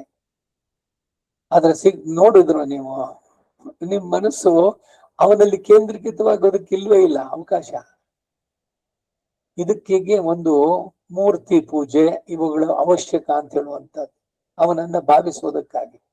ಮಕ್ಕಳಿಗೆ ಅವನ ಹೆಸರಿಟ್ರೆ ಅದರಿಂದ ನೆನಪಾಗಲಿ ಅಂತ ಅಜಮಿಳೋಪಾಖ್ಯಾನದಲ್ಲಿ ಬಂದಂತೆ ದೇವರ ಹೆಸರನ್ನೇ ತಮ್ಮನ್ನೇ ನರಕಂಪುಹಾಳ್ ನಂಬಿ ಪಿಂಬಿ ಎಂದು ಪೇರಿಟ್ಟ ಅದು ಮರಮೈಕಿಲ್ಲೆ. 10 ಪಾಶರಗಳಲ್ಲಿ ಹೇಳಿದ್ರಲ್ಲ, ಭಗವಂತನ ನಾಮ ಸ್ಮರಣೆ. ಮಕ್ಕಳಿಗೆ ಹೆಸರಿಗೆ ನಾಮಕರಣ ಮಾಡ್ಬೇಕಾದ್ರೆ ಮಹಾಲಕ್ಷ್ಮಿಯ 1000 ನಾಮಗಳು, ಸಹಸ್ರ ನಾಮಗಳು, ವಿಷ್ಣುವಿನ 1000 ಹೆಸರುಗಳು, ಹೀಗೆ ಹೇಳ್ತಾ ಇದ್ನಲ್ಲ. ಸಹಸ್ರನಾಮ ಅರ್ಣವ, ಒಂದೊಂದೊಂದೊಂದು ಎಲ್ಲ ಸಹಸ್ರನಾಮಗಳನ್ನು ತಗೊಂಡು ನೋಡಿ, ಒಂದ್ ಕಡೆಯಿಂದ ಹೆಸರುಗಳು, ನಾಮಾವಳಿಗಳು. ಈ ಬಿಲ್ಡಿಂಗ್ನಲ್ಲಿ ನಾರಾಯಣ ಸ್ವಾಮಿ ಅಲ್ಲಿಂದ ಪಬ್ಲಿಷ್ ಮಾಡಿದ್ದು ಬರೀ ನಾಮಾವಳಿಗಳೇನೆ, ವಿಷ್ಣು ಸಂಪುಟದಲ್ಲಿ. ಅದರ ಸೆಲೆಕ್ಟ್ ಮಾಡಿ ಯಾವ್ದಾರ ಒಂದು ಹೆಸರು, ಅದು ಬಿಟ್ಟು ಸಂಸ್ಕೃತದಲ್ಲಿ ಇರ್ಬೇಕು, ಯಾರೋ ಇಡದಂತಹ ಹೆಸರಾಗ್ಬೇಕು. ಅನ್ಯ, ಅದ್ಯ, ಅವ್ಯ, ಏನೇನೋ ಹೆಸರುಗಳು. ಏನದಕ್ಕೇನಾರು ಅರ್ಥ ಇದೆಯಾ, ಮೀನಿಂಗ್ ಇದೆಯಾ ಅಂದ್ರೆ ಇಲ್ಲ. ಯಾವ್ದೋ ಗ್ರೀಕ್ ಇದ್ರದ್ದು ನೋಡಿ, ವಿಕಿಪೀಡಿಯಾದಲ್ಲಿ ನೋಡಿ, ಇನ್ಯಾವ್ದ್ರಲ್ಲ ನೋಡಿ, ಆ ಹೆಸರು ಬೇಕು ಅಂತ ನೀವು ಅದನ್ನ ರೆಫರ್ ಮಾಡಿ ನೋಡಿ, ಅರ್ಥ ಅದರಿಂದ ಬರುತ್ತಾ. ಸುಲಭವಾಗಿ ಭಗವಂತನನ್ನ ನೆನಪಿಸುವಂತದ್ದಾಗಬೇಕು. ಅದಕ್ಕಾಗಿ ಭಗವಂತನ ಹೆಸರು ಇಡ್ಬೇಕು. ತಾತನ ಹೆಸರು ಮೊಮ್ಮಕ್ಕಳಿಗೆ ಇಡೋ ಇಂತಹದ್ದು ಇವೆಲ್ಲ ಹಿಂದೆ ಮಾಡ್ತಾ ಇದ್ದಿದ್ದು ಅದೇ ಉದ್ದೇಶದಿಂದ. ಯಾವುದು ಭಗವಂತನನ್ನ ನೆನಪಿಸೋದಕ್ಕೆ ಪೂರಕವಾಗತ್ತೆ ಅಂತದ್ದನ್ನ ಕಣ್ಣು ಮುಂದೆ ಇಂದ್ರಿಯಗಳಿಗೆ ಗೋಚರವಾಗುವಂತೆ ಅವುಗಳನ್ನ ಇಟ್ಕೊಂಡ್ರೆ ಅದರಿಂದ ಅವನ ಸ್ಮರಣೆಯನ್ನು ಉಂಟು ಮಾಡುವಂತ.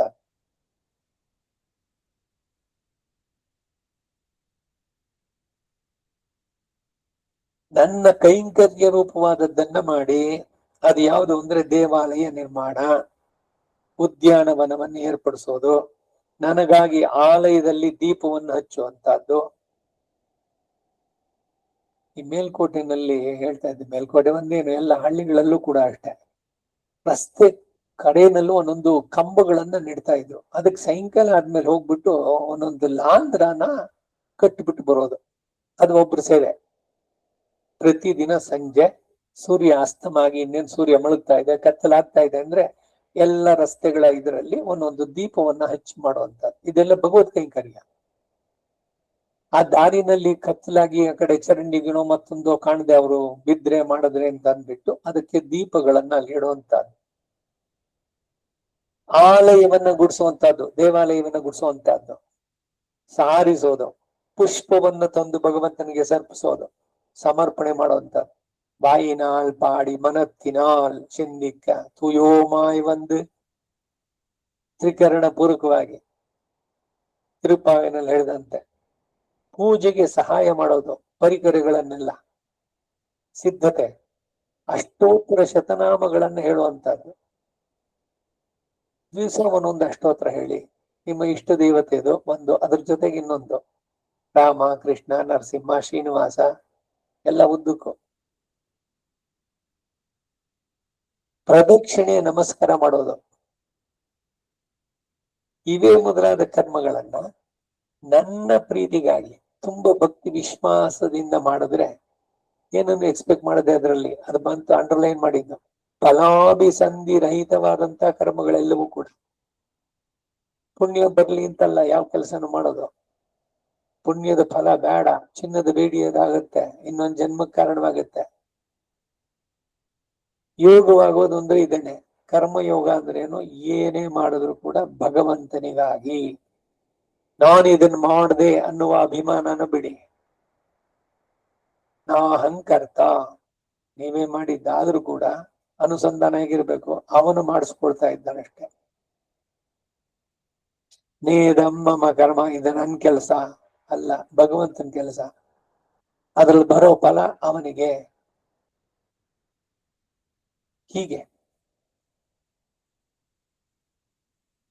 ಇವೇ ಮೊದಲ ಕರ್ಮಗಳನ್ನ ನನ್ನ ಪ್ರೀತಿಗಾಗಿ ತುಂಬಾ ಭಕ್ತಿ ವಿಶ್ವಾಸದಿಂದ ಮಾಡಿದ್ದೆ ಆದ್ರೆ ನನ್ನ ಕೃಪೆಯಿಂದ ಶೀಘ್ರದಲ್ಲೇ ಸ್ಮೃತ್ಯಭ್ಯಾಸ ಪೂರ್ವಕವಾಗಿ ನನ್ನಲ್ಲಿ ಚಿತ್ತ ಸ್ವಾಸ್ಥ್ಯವನ್ನ ಹೊಂದಿ ನನ್ನ ಪ್ರಾಪ್ತಿ ರೂಪವಾದ ಸಿದ್ಧಿಯನ್ನು ಪಡೆಯುತ್ತೀಯಾ ಅಂತಂದು 11ನೇ ಶ್ಲೋಕ. ಇಂತಹ ನನ್ನ ಕೈಕರ್ಯಗಳನ್ನು ಮಾಡಿಕೊಂಡು ನನ್ನನ್ನು ಉಪಾಸಿಸುವ ಯತ್ನ ಮಾಡಲು ನಿನಗೆ ಸಾಧ್ಯವಿಲ್ಲವಾದರೆ ಒಂದೊಂದೇ ಹೇಳ್ತಾ ಬರ್ತಾ ಇದ್ದಾರೆ. ಈ ರಾಮಾನುಜರು ಕಡೆಯಲ್ಲಿ ಒಂದಷ್ಟು ರಾಮಾನುಚಾರ್ಯ ದಿವ್ಯಾಜ್ಞಾಂ ವರ್ಧತಾಂ ಅಭಿವರ್ಧತಾಂ ಅಂತ ಹೇಳ್ತೀವ ಇಲ್ವಾ? ಏನವರ ಆಜ್ಞೆ ಅಂದ್ರೆ ಮೊದಲು ಶ್ರೀಭಾಷ್ಯವನ್ನ ಓದಿ ಕಲೀರಿ, ಕಾಲಕ್ಷೇಪ ಅಟೆಂಡ್ ಮಾಡಿ, ಆಮೇಲೆ ನೀವು ಕಾಲಕ್ಷೇಪ ಮಾಡಿ. ಅಧ್ಯಯನ ಅಧ್ಯಾಪನ, ಅಯ್ಯೋ ಸಂಸ್ಕೃತ ಅದೆಲ್ಲ ಬಹಳ ಸುಲಭ ಅಲ್ಲ, ಸಂಧಿ ಸಮಾಸಗಳು ಇವೆಲ್ಲ ತಲೆ ಸುಲಭವಾಗಿ ಹೋಗಲ್ಲ, ಬೇಡ. ದಿವ್ಯ ಪ್ರಬಂಧ ಓದಿ, 4,000 ಕಲೀರಿ, ಕಲಿಸಿ, ಪಾರಾಯಣ ಮಾಡಿ, ಎಲ್ಲ ಆಳ್ವಾರ ಆಚಾರ್ಯ ತಿರುನಕ್ಷತ್ರಗಳು ಇವುಗಳಲ್ಲೆಲ್ಲ ಅದಕ್ಕೆ ಅಂಗವಾಗಿ ಇವುಗಳನ್ನು ನಡೆಸಿ ಇಷ್ಟಾಂತಕ್ಕೆ ತಿರುವಧ್ಯಯನ ಅಂತ ಹೆಸರು.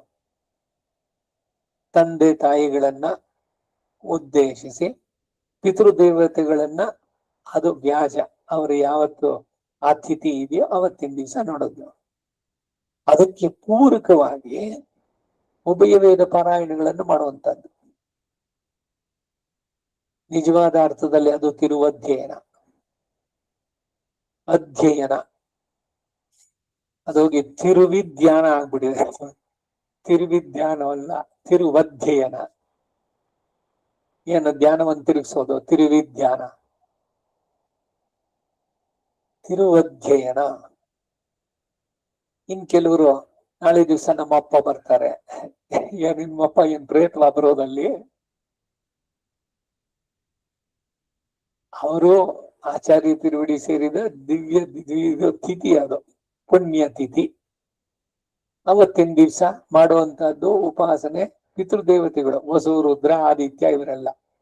ಆ ವಸು ಗಣದಲ್ಲಿ ತಂದೆಯವರು ಇದ್ದಾರೆ. ಆ ರೀತಿ ಏನೇನೋ ಭಾವನೆಗಳು, ಅದಕ್ಕೆ ಏನೇನೋ ವಿಪರೀತ ಅರ್ಥಗಳು. ಬ್ರಾಹ್ಮಣ ಕೂತ್ಕೊಂಡು ಊಟ ಮಾಡ್ತಿದ್ದ ಅದ್ ನೋಡ್ಬಾರ್ದು, ಏನ್ ಪ್ರೇತವಾಲ್ ತಿಂತ ಇರೋದು. ಯಾತಕ್ ಗಮನಿಸಬಾರ್ದು ಅಂದ್ರೆ ದೇವತೆಗಳು ಸ್ವೀಕಾರ ಮಾಡ್ತಾ ಇದ್ದಾರೆ ಅಂತ ಹೇಳಿ ಭಕ್ತಿಯಿಂದ ಅವ್ರು ಮಾತಾಡೋದಿಲ್ಲ. ಅಭಿಶ್ರವಣ ನಡೀತಾ ಇರುತ್ತೆ. ಅವರ ಪಲ್ಯಗಳಲ್ಲಿ ಒಂದೊಂದು ಪೂರ್ ಖಾಲಿ ಮಾಡೋದ್ರಿಂದ ಇನ್ನೂ ಬೇಕಾಗಿರ್ಬೋದು ಅವ್ರಿಗೆ ಅಂತ ಹೇಳಿ ಇವ್ರೊಂದೊಂದ್ ಸ್ವಲ್ಪ ಬಡಿಸುವಂತದ್ದು. ಹೋಗಿ ಮತ್ತೆ ಮನೆಯವರೇ ಬಡಿಸ್ಬೋದು, ಅಡಿಗೆನವ್ರು ಬಂದೇ ಬಡಿಸ್ಬೇಕು ಅಂತಿಲ್ಲ. ಪ್ರೊಸೀಜರ್ ಇದೆ, ಏನಿದೆಯೋ ಆ ರೀತಿನಲ್ಲಿ ನಡೆಸಿದ್ರಾಯ್ತು. ಬಹಳ ಶ್ರೇಷ್ಠ.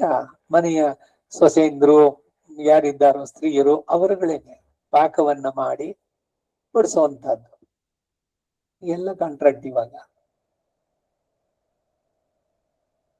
ಏನೋ ಕೆಲವರು ಇವತ್ತು ನಮ್ಮ ಮಾವನವ್ರದ್ದು ಅಥವಾ ಮಾಮಿಯವ್ರದ್ದು ತಿರುವದ್ದೇನ ಕಚ್ಚೆ ಸೀರೆ ಮಾಡಿ ಮುಟ್ಕೊಂಡ್ಬಿಟ್ಟು ಒಂದ್ ಕಡೆ ಕೂತ್ಕೊಳ್ಳೋದು, ಯಾಕಂದ್ರೆ ಅವನ್ನೆಲ್ಲ ಬಡಿಸ್ತಾ ಇರ್ತಾರೆ. ಯಾರು ಅನ್ಸಿದ್ದೆ ಎಷ್ಟೆಷ್ಟೋ ಅಷ್ಟಷ್ಟು. ತಿರುವದ್ದಿಯನ ಹೀಗೆ ಪ್ರೀತಿಯಿಂದ ನಮಗೆ ಬರೋ ಪ್ರತಿಯೊಂದು ಕೂಡ ಅಷ್ಟೇ. ಅದು ಸಹಸ್ರನಾಮ ಆಗ್ಬಹುದು, ದಿವ್ಯ ಪ್ರಬಂಧ ಆಗ್ಬಹುದು, ಸ್ತೋತ್ರ ಸಾಹಿತ್ಯ ಆಗ್ಬಹುದು, ಎಷ್ಟಿದೆ. ಇವುಗಳನ್ನೆಲ್ಲ ಆ ಒಂದು ಪುಣ್ಯ ತಿಥಿಗೆ ಅಂಗವಾಗಿ ಎಲ್ಲ ನಡೆಸುವಂತದ್ದು. ಇದೆಲ್ಲ ಭಗವಂತನ ಉಪಾಸನೆನೆ. ಅದೊಂದು ವ್ಯಾಜವಾಗಿ ಇಟ್ಕೊಂಡು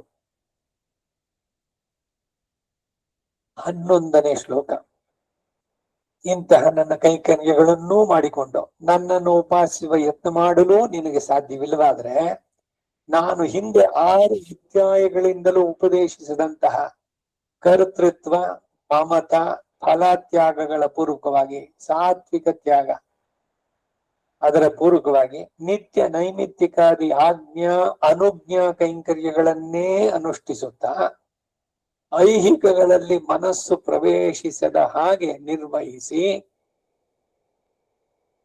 ಟಿವಿ ಸೀರಿಯಲ್ ನೋಡೋದನ್ನ ಬಿಡಿ. ಯಾಕೆ ಅಂದ್ರೆ ಪ್ರಾಪಂಚಿಕವಾದ ವಿಷಯಕ್ಕೆ ಎಳೆಯುತ್ತೆ ಮನಸ್ಸನ್ನ.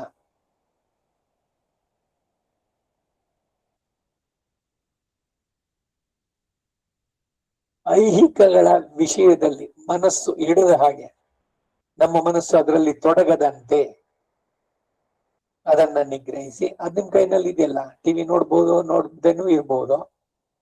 ಟಿವಿನ ಮಾಡೋದು, ಆಫ್ ಮಾಡೋದು ಮೊದಲನೇದು. ಎರಡಿದು ಮನಸ್ಸು ಆ ಚಿಂತೆ ಬರದೇ ಇರೋದಕ್ಕೆ ಯಾವ್ದಾದ್ರು ಒಂದು ಸಹಸ್ರನಾಮ ಹೇಳೋಣ. ಗೋಪಾಲ ಸಹಸ್ರನಾಮನೋ, ವಾಸುದೇವ ಸಹಸ್ರನಾಮ, ಧನ್ವಂತರಿ ಸಹಸ್ರನಾಮ, ಬೇಕಾದಷ್ಟಿದೆ. ಒಂದೆರಡಲ್ಲ. ರಾಮ, ಕೃಷ್ಣ, ನರಸಿಂಹ, ಶ್ರೀನಿವಾಸ. ಹೊಸದಾಗಿ ಏನಿದೆ ಅದರಲ್ಲಿ ಒಂದ್ಸಲಿ ನೋಡ್ಬೋದಲ್ಲ. ಈ ಸೀರಿಯಲ್ ನೋಡ್ತಾ ಕುತ್ಕೊಂಡ್ರೆ ಅದನ್ನು ಓದೋಕೆ ಟೈಮ್ ಇದೆಯೋ? ಮನಸ್ಸನ್ನ ಒಳ್ಳೆಯದರಲ್ಲಿ ತೊಡಗಿಸಿದ್ರೆ ಕೆಟ್ಟದ್ರಿಂದ ಸಹಜವಾಗಿ ಅದು ಬಿಟ್ಟು ಹೋಗುತ್ತೆ. ಈ 12ನೇ ಅಧ್ಯಾಯ ಪೂರ್ಣವಾಗಿ ಮನಸ್ಸನ್ನ ಹೇಗೆ ನಿಯಂತ್ರಿಸುವಂತಹದ್ದು, ಭಗವಂತನ ಕಡೆಗೆ ಅದನ್ನು ಮಾಡೋದು ಹೇಗೆ ಅನ್ನೋದನ್ನೇ ತುಂಬಾ ಚೆನ್ನಾಗಿ ಹೇಳ್ತಾ ಬರ್ತಾ ಇರೋದು ಒಂದೊಂದಾಗಿ. ಸಾತ್ವಿಕ ತ್ಯಾಗ, ನಿತ್ಯ ನೈಮಿತ್ತಿಕ ಕರ್ಮಗಳು ಅವಶ್ಯವಾಗಿ ನಡೆಸಲೇಬೇಕಾದದ್ದು, ಎಲ್ಲವನ್ನೂ ಕೂಡ ಭಗವದರ್ಪಿತವಾಗಿ ಪ್ರೀತಿಪೂರ್ವಕವಾಗಿ. ಕರ್ಮ ಇದು ಹೇಳ್ಬಿಟ್ಟಿದೆಯಲ್ಲ ಶಾಸ್ತ್ರ, ಅದಕ್ಕಾಗಿ ಮಾಡ್ಬೇಕು ಅನ್ನೋದು ಬೇಡ. ಅದರಲ್ಲಿ ಪ್ರೀತಿ ಶ್ರದ್ಧೆಯಿಂದ ನಡೆಸೋಣ.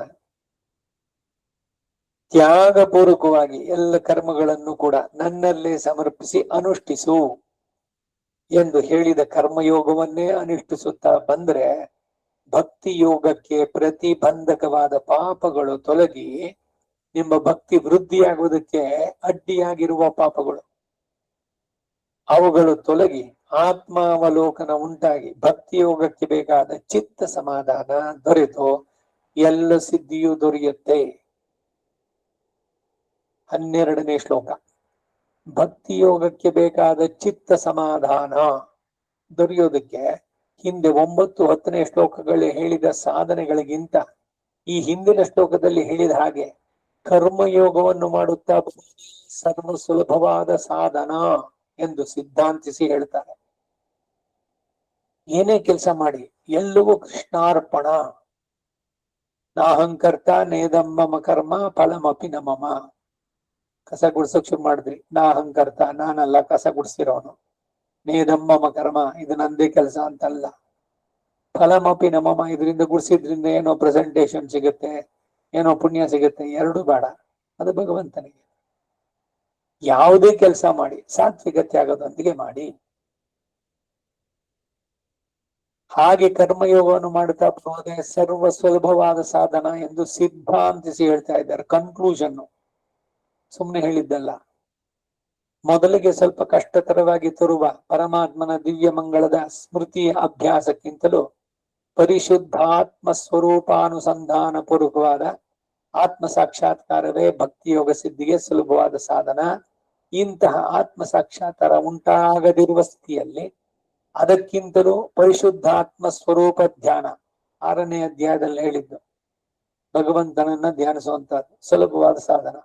ಇಂತಹ ಆತ್ಮ ಧ್ಯಾನವು ಇನ್ನೂ ಉಂಟಾಗದೇ ಇರುವ ಸ್ಥಿತಿಯಲ್ಲಿ ಅದಕ್ಕೆ ಕಾರಣಭೂತವಾದ ಕರ್ತೃತ್ವ, ಮಮತೆ, ಫಲ ತ್ಯಾಗಪೂರ್ವಕವಾಗಿ ಭಗವದರ್ಪಣ ಬುದ್ಧಿಯಿಂದ ಮಾಡುವ ಕರ್ಮಯೋಗವೇ ಸುಲಭವಾಗಿ ಹಿತವಾದ ಸಾಧನ. ಇದನ್ನ ನಡೆಸ್ತಾ ಬಂದ್ರೆ ನಿನಗೆ ಬೇಕಾದ ಚಿತ್ತ ಏಕಾಗ್ರತೆ, ಚಿತ್ತ ಏಕಾಂತ್ಯ ಸ್ವತಃ ಲಭಿಸುತ್ತೆ. ಅದ್ ಹೇಗೆ ಅಂದ್ರೆ, ಕರ್ಮಯೋಗ ಅನುಷ್ಠಾನದಿಂದ ಪ್ರತಿಬಂಧಕ ಪಾಪಗಳು ತೊಲಗಿ ಆತ್ಮಜ್ಞಾನವೋ, ತನ್ಮೂಲಕ ಆತ್ಮಾವಲೋಕನವೋ, ಸ್ಮೃತಿ ಅಭ್ಯಾಸವೂ ಕೂಡ ಪರಭಕ್ತಿ ಪ್ರಾಪ್ತಿಯೋ, ಅಲ್ಲಿಂದ ಭಕ್ತಿಯೋಗ ನಿಷ್ಪತ್ತಿಯೋ, ಪರಬ್ರಹ್ಮ ಪ್ರಾಪ್ತಿಯೋ ಎಲ್ಲವೂ ಕ್ರಮವಾಗಿ ಲಭಿಸುತ್ತೆ. ಆದ್ದರಿಂದ ಭಕ್ತಿಯೋಗಕ್ಕೆ ಬೇಕಾದ ಚಿತ್ತದ ಏಕಾಗ್ರತೆ ಇಲ್ಲದವನಿಗೆ ಕರ್ಮಯೋಗವೇ ಸುಲಭವಾದ ಸಾಧನ. ಕೆಲಸದಲ್ಲಿ ತೊಡಸೋದು, ಮನಸ್ಸನ್ನ ಇಟ್ಟು ಕೆಲಸ, ಎಲ್ಲ ಕೆಲಸಗಳು ಭಗವಂತನ ಅರ್ಪವಾದ್ರೆ ಅವನನ್ನೇ ಪಡೆಯೋದಾಗತ್ತೆ ಕಡೆಗೆ. ಅದಕ್ಕೆ ಶ್ರೀ ಭಗವದಾಜ್ಞಾ ಶ್ರೀಮನ್ನಾರಾಯಣ ಪ್ರೀತ್ಯರ್ಥಂ, ಇಲ್ಲ ಭಗವತ್ ಕೈಂಕರ್ಯ ರೂಪ ತೆಂಗ್ಲೆ ಆದ್ರೆ ಅಂತೂ ಭಗವಂತನಿಗಾಗಿ ಎಲ್ಲವನ್ನೂ ಮಾಡೋದು. ಏನ್ ಬೇಕಾ ಇದು ಭಗವಂತನಿಗೆ? ಅವನ ವಾಪ್ತ ಸಮಸ್ತ ಗಮನಲ್ಲೋ ಅಂತಂದ್ರೆ ನಿಮಗೆ ಚಿತ್ತದ ಏಕಾಗ್ರತೆ ಪಡೆಯೋದಕ್ಕೆ ಇದು ಸಾಧನವಾಗುತ್ತೆ. ಸುಮ್ಮನೆ ಕಣ್ಣು ಮುಚ್ಕೊಂಡು ಧ್ಯಾನದಲ್ಲಿ ಕೂತು ಬಿಡ್ತೀನಿ, ಎಲ್ಲದರ ಸಂಪರ್ಕ, ಅದೆಲ್ಲ ಬಹಳ ಕಷ್ಟ ಸಾಧ್ಯವದ್ದು. ಎಲ್ಲ ಸಹಜವಾಗಿ ಮಾಡಿ. ಎಲ್ಲ ನಿಮ್ಮ ದೈನಂದಿನ ಕಾರ್ಯಕ್ರಮಗಳು, ನಿತ್ಯ ನೈಮಿತ್ತಿಕ ಆಜ್ಞಾ ಕೈಂಕರ್ಯಗಳು, ಅನುಜ್ಞಾ ಕೈಂಕರ್ಯಗಳು ಎಲ್ಲವೂ ಅಷ್ಟೇ. ಶ್ರೀ ಭಗವದ್ ಆಜ್ಞೆಯ ಶ್ರೀಮನ್ನಾರಾಯಣ ಪ್ರೀತ್ಯರ್ಥಂ, ಎಲ್ಲ ಕೆಲ್ಸಕ್ಕೂ ಇದು.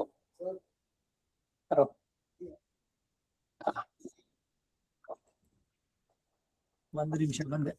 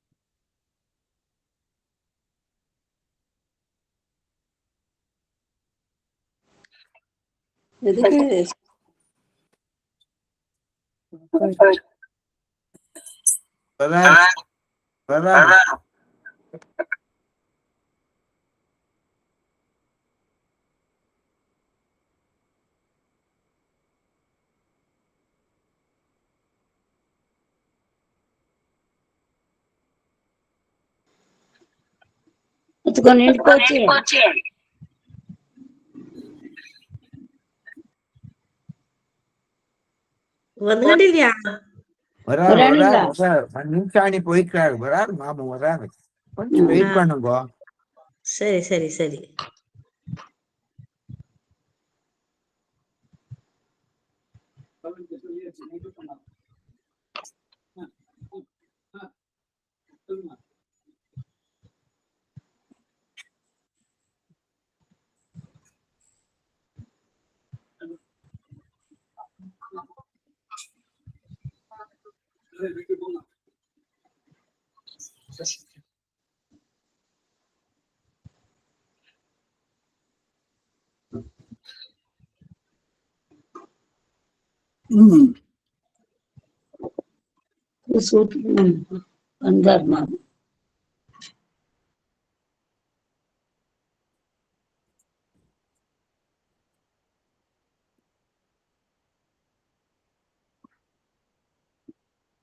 ಏನು ಬರೋಣ ವಿಷಯಕ್ಕೆ.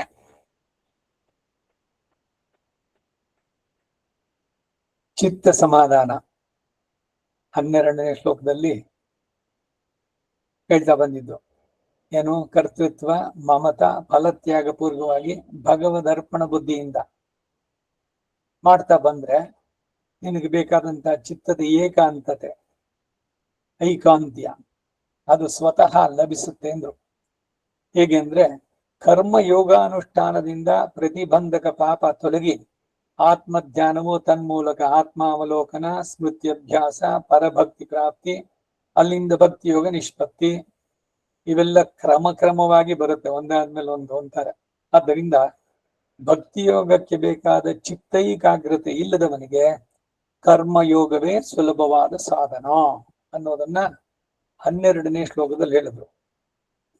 ಇನ್ನು 13, 14ನೇ ಶ್ಲೋಕಗಳು ಹೀಗೆ ಚಿತ್ತದ ಏಕಾಗ್ರತೆಗಾಗಿ ಕರ್ಮಯೋಗವನ್ನು ಅನುಷ್ಠಿಸುವವನಿಗೆ ಉಂಟಾಗುವ ಮಹತ್ತಾದ ಗುಣಗಳು ಯೋಗವು ಯಾವುದು ಅಂತ ಹೇಳಿ, ಅಂತವನೇ ತನಗೆ ತುಂಬಾ ಪ್ರಿಯ ಭಕ್ತನಾಗ್ತಾನೆ ಅಂತ ಅವನಿಗೆ ಉಂಟಾಗುವ ಉತ್ತರೋತ್ತರ ಉತ್ಕರ್ಷವನ್ನ ಕ್ರಮೇಣ ಬೋಧಿಸ್ತಾರೆ. ಹಂತ ಹಂತವಾಗಿ ಬರುವಂತಹದ್ದು ಉತ್ಕರ್ಷ, ಡೆವಲಪ್ಮೆಂಟ್, ಇಂಪ್ರೂವ್ಮೆಂಟ್. ಸರ್ವ ಪ್ರಾಣಿಗಳಲ್ಲೂ ಅವರು ದ್ವೇಷಿಸಲಿ, ಅಪಕಾರ ಮಾಡಲಿ, ತಾನು ದ್ವೇಷ ಇಲ್ಲದವನಾಗಿ, ಆ ಕಾರಣದಿಂದ ಎಲ್ಲರಿಗೂ ಅನುಕೂಲನಾಗಿ ಸ್ನೇಹ ಭಾವದಿಂದ ಇರುವವನಾಗಿ. ಇದೆಲ್ಲ ಆ ಶ್ಲೋಕವನ್ನು ಹೇಳ್ಬೇಕಾದ್ರೆ ನಾನು ಹೇಳಿದ್ದು ನೆನಪಿರ್ಬೇಕು ನಿಮಗೆ. ರಾಮಕೃಷ್ಣ ಪರಮಹಂಸರು ಸ್ನಾನಕ್ಕೆ ಹೋದಾಗ ನೀರಲ್ಲಿ ಒಂದು ಚೇಳು ಬಂತು, ತೆಲ್ಕೊಂಡು ಹೋಗ್ತಾ ಇತ್ತು. ಇವ್ರು ನೀರಿನಲ್ಲಿ ಹೋಗ್ಬಿಡುತ್ತಲ್ಲ ಅಂತ ಕೈನಲ್ಲಿ ಬೊಗ್ಸೆ ನೀರ್ನಲ್ಲಿ ಹಿಡ್ಕೊಂಡ್ರು. ಕೈ ಮೇಲಕ್ಕೆ ಎತ್ತಿದ ತಕ್ಷಣ ನೀರೆಲ್ಲ ಹೋಯ್ತು, ಚೇಳು ಕೈಗೆ ಕುಟುಕ್ತು, ಕೈಯೆಲ್ಲ ನಡುಗ್ತು. ಆ ಚೇಳು ಕುಟುಕಿದ್ರಿಂದ ಆ ನೋವಿಗೆ ನೀರೊಳಗ್ ಬಿತ್ತು. ಮತ್ತೆ ಇನ್ನೊಂದ್ಸಲಿ ತಗೊಂಡ್ರು, 2ನೇ ಸಲಿ ಕುಟುಕ್ತು, ಮತ್ತೆ ಕೈ ನಡುಗ್ತು, ಬಿತ್ತು. 3ನೇ ಸಲಿ ತೆಗೆದ್ರು. ಶಿಷ್ಯ ಕೂತಿದ್ದವನು ಹೇಳ್ದ, ಗುರುಗಳೇ, ನೀವು ಅದು ಪ್ರಾಣ ರಕ್ಷಣೆ ಮಾಡ್ತಾ ಇದ್ದೀರಿ ಅನ್ನೋ ಅದು ವಿವೇಕನೇ ಇಲ್ಲ, ಅದಕ್ಕೆ ಪ್ರಾಣ ಹೋಗ್ಲಿ, ಸಾಯ್ಲಿ ಬಿಡಿ ಅಂತ ಅಂದ್ಬಿಟ್ಟು ಅವನಂದ. ಅದಕ್ಕೆ ಅವ್ರು ಹೇಳಿದ್ರು, ಸಾಯೋ ಟೈಮಲ್ಲೂ ಅದು ಅದರ ಗುಣ ಕುಟುಕೋದು ಸ್ವಭಾವ ಅದು ಬಿಡ್ಲಿಲ್ಲ, ಮತ್ ನಾನು ಅದನ್ನ ಏನಾರು ಆಗ್ಲಿ ರಕ್ಷಿಸ್ಬೇಕು ಅನ್ನೋ ನನ್ನ ಗುಣವನ್ನು ನಾನು ಯಾಕೆ ಬದಲಾಯಿಸ್ಕೋಬೇಕು ಅಂದ್ರು. ಹೀಗೆ ಯಾಕೆ ಈ ಉದಾಹರಣೆ ಅಂದ್ರೆ, ದ್ವೇಷಿಗಳಲ್ಲೂ ಕೂಡ ಪ್ರತೀಕಾರ ಮಾಡೋದು ಬೇಡ. ಅವ್ರ ಮುಖ ಕಂಡ್ರೆ ಆಗೋಲ್ಲ, ಆ ಮನಸ್ಸನ್ನು ತೆಗಿರಿ. ಅದರಿಂದ ಏನೋ ಕರ್ಮದಿಂದ ನನಗೆ ಇದು ಉಂಟಾಗಬೇಕಾಗಿತ್ತು, ಅದಕ್ಕೆ ಅವರು ಕಾರಣಕರ್ತರಾದ್ರೆ ಅಷ್ಟೇ ಭಗವಂತ ಅವನನ್ನು ಕ್ಷಮಿಸ್ಲಿ ಅಂತ ಹೇಳಿ. ನಾವು ಮಾನಸಿಕವಾಗಿ ಮೇಲಕ್ಕೇರೋದು ಅಂದ್ರೆ ಹೇಗೆ? ಈ ರಾಗದ್ವೇಷಗಳಿಂದ ಮೇಲಕ್ಕೇರಬೇಕು. ಇದು ಪ್ರತಿಯೊಬ್ಬರ ಕೈನಲ್ಲೂ ಸಾಧ್ಯ, ಮನಸ್ಸು ಮಾಡಿದ್ರೆ. ಅದನ್ನ ಇಲ್ಲಿ ಹೇಳ್ತಾ ಇರೋದು. ಅಯ್ಯೋ ನನಗಾಗೋದಿಲ್ಲ, ನನಗಿದಾಗೋದಿಲ್ಲ. ಏನು ನಿನಗಾಗದೆ ಇರೋದು? ಯಾರು? ನನಗೆ ಈ ತರ ತಿಂಬು ನಂದೇ ಇಲ್ದಲೇ ಇದ್ರೆ ನಿದ್ದೆ ಬರೋಲ್ಲ, ನನಗೆ ಈ ದಿಕ್ಕಿನಲ್ಲಿ ಮಲ್ಕೊಂಡ್ರೆ ನಿದ್ದೆ ಬರೋಲ್ಲ. ಯಾರಿದೆಲ್ಲ ಮಾಡ್ಕೊಂಡಿದ್ದು ನಿಮ್ ಶರೀರಕ್ಕೆ? ರಾತ್ರಿ ಮಲಗಬೇಕಾದ್ರೆ ಶರೀರಕ್ಕೆ ಒಂದ್ ಸ್ವಲ್ಪ ಆಯಾಸ ಆಗಿರ್ಬೇಕು, ಆದ್ರೆ ನೆಲದ ಮೇಲೆ ಮಲಗಿದ್ರು ನಿದ್ದೆ ಬರಬೇಕು. ನಿದ್ದೆ ಬರದೇ ಇದ್ದಾಗ ಮಲಗಕ್ಕೆ ಹೋಗ್ಬಾರದು. ನಾವೇ ಏನೇನೋ ಹಾಕೊಂಡ್ಬಿಟ್ಟಿದಾರ, ನನ್ಗದಾಗೋಲ್ಲ, ನನ್ಗಿದಾಗೋಲ್ಲ. ಈ ನಾನು ಅನ್ನೋದು ಇದೆಯಲ್ಲ, ಅದನ್ನ ಬಿಡ್ಬೇಕೆಲ್ಲ. ಅದಕ್ಕೆಲ್ಲ ಇವೆಲ್ಲ ಒಂದೊಂದೇ ಆಗುವಂತದ್ದು. ಅದಕ್ಕಾಗಿ ಮನಸ್ಸಿಗೆ ಬರುವಂತ ವಿಕಾರಗಳು ಎಲ್ಲೆಲ್ಲಿ ಉಂಟಾಗುತ್ತೋ ಅದನ್ನೆಲ್ಲದನ್ನ ಅವಾಯ್ಡ್ ಮಾಡ್ತಾ ಬರುವಂತದ್ದು. ರಾಗ ಒಂದ್ರ ಬಗ್ಗೆ ಅತಿಯಾದ ಬಯಕೆ, ಅದ್ ಸಿಗದೆ ಇದ್ದಾಗ ದ್ವೇಷ, ಏನನ್ನೋ ಎಕ್ಸ್ಪೆಕ್ಟ್ ಮಾಡೋದು, ಅದ್ ಸಿಗದೆ ಇದ್ದಾಗ ನಿರಾಸೆ. ಎಲ್ಲಿ ನೀವು ಎಕ್ಸ್ಪೆಕ್ಟ್ ಮಾಡ್ತಿರೋ ಅಲ್ಲಿ ನಿರಾಸೆ ಇದ್ದದ್ದೇನೆ. ಸೊ ಅದರಿಂದ ವಿತೌಟ್ ಎನಿ ಎಕ್ಸ್ಪೆಕ್ಟೇಷನ್. ಇದು ಲೋಕಾರೂಢಿನಲ್ಲಿ ಇರೋದಕ್ಕೆ ಬಹಳ ವಿಚಿತ್ರವಾಗಿ ಕಾಣಿಸುತ್ತೆ. ಇವನ ಇದೆಲ್ಲ ಫಲ ಇಲ್ಲ, ನೀವು ಆಫೀಸಲ್ಲಿ ಕೆಲಸ ಮಾಡಿ ಸಂಬಳ ಕೊಡಲ್ಲ ಅಂದ್ರೆ ಹೋಗಿ ಕೆಲಸ ಮಾಡಿದ್ರೆ ಅವನನ್ನ ನೀವೇನಂತೀರಿ? ಮೂರ್ಖ ಅವನು ಅಂತ ತಾನೆ. ದುಡ್ಡು ಕೊಡ್ತಿದ್ರಿ, ಯಾಕೆ ಕೆಲಸ ಮಾಡ್ಬೇಕು? ಇದು ಸಾಮಾನ್ಯ ಲೌಕಿಕ. ಬಟ್ ಇಲ್ಲಿ ಆ ದುಡ್ಡು ಕೊಡ್ಲಿ ಬಿಡ್ಲಿ, ನನ್ನ ಪಾಲಕ್ ಬಂದಿದ್ದು ನಾನ್ ನಡೆಸ್ತೇನೆ ಅಂತ ಮಾಡೋದಾದ್ರೆ, ಇವರು ದೊಡ್ಡ ಸಮಾಜ ಸುಧಾರಕರು, ಸೇವೆ ಮಾಡ್ತಾ ಇದ್ದಾರೆ, ನಿಸ್ವಾರ್ಥ ಸೇವೆ. ಸೊ ಅವ್ರಿಗೊಂದು ದೊಡ್ಡ ಬಿರುದು ಕೊಟ್ಬಿಟ್ಟು ಸನ್ಮಾನ ಮಾಡೋಣ, ಎಲ್ರನ್ನು ಕೂರಿಸಿ ಟಿವಿ ಅವ್ರನ್ನ ಕರೆದು ಅವ್ರಿಗೊಂದು ಮೈಸೂರು ಪೇಟ ಅವನ್ ತಲೆಗೆ ಹಾಕಿ ಏನೋ ಒಂದು ಅದ್ ಸಿಗ್ಲಿ ಅಂತ ನೆರವು ಮಾಡ್ತಾ ಇದ್ದಾರೆ ಅವರು.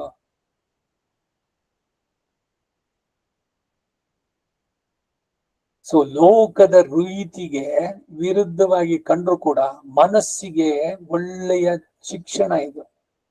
ಎಲ್ಲವೂ ಭಗವದರ್ಪಿತವಾಗಿ ಮಾಡೋದು. ಮಾಡ್ತಾ ಮಾಡ್ತಾ ಬಂದ್ರೆ ಇದೆಲ್ಲ ಹೋಗುತ್ತೆ.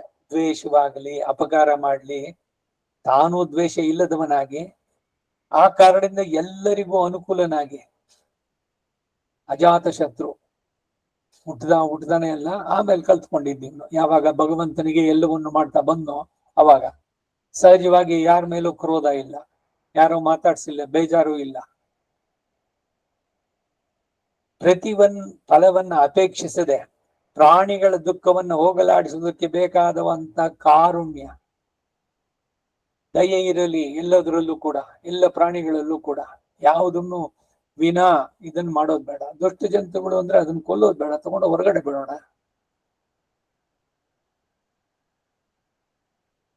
ಹಾಗೆ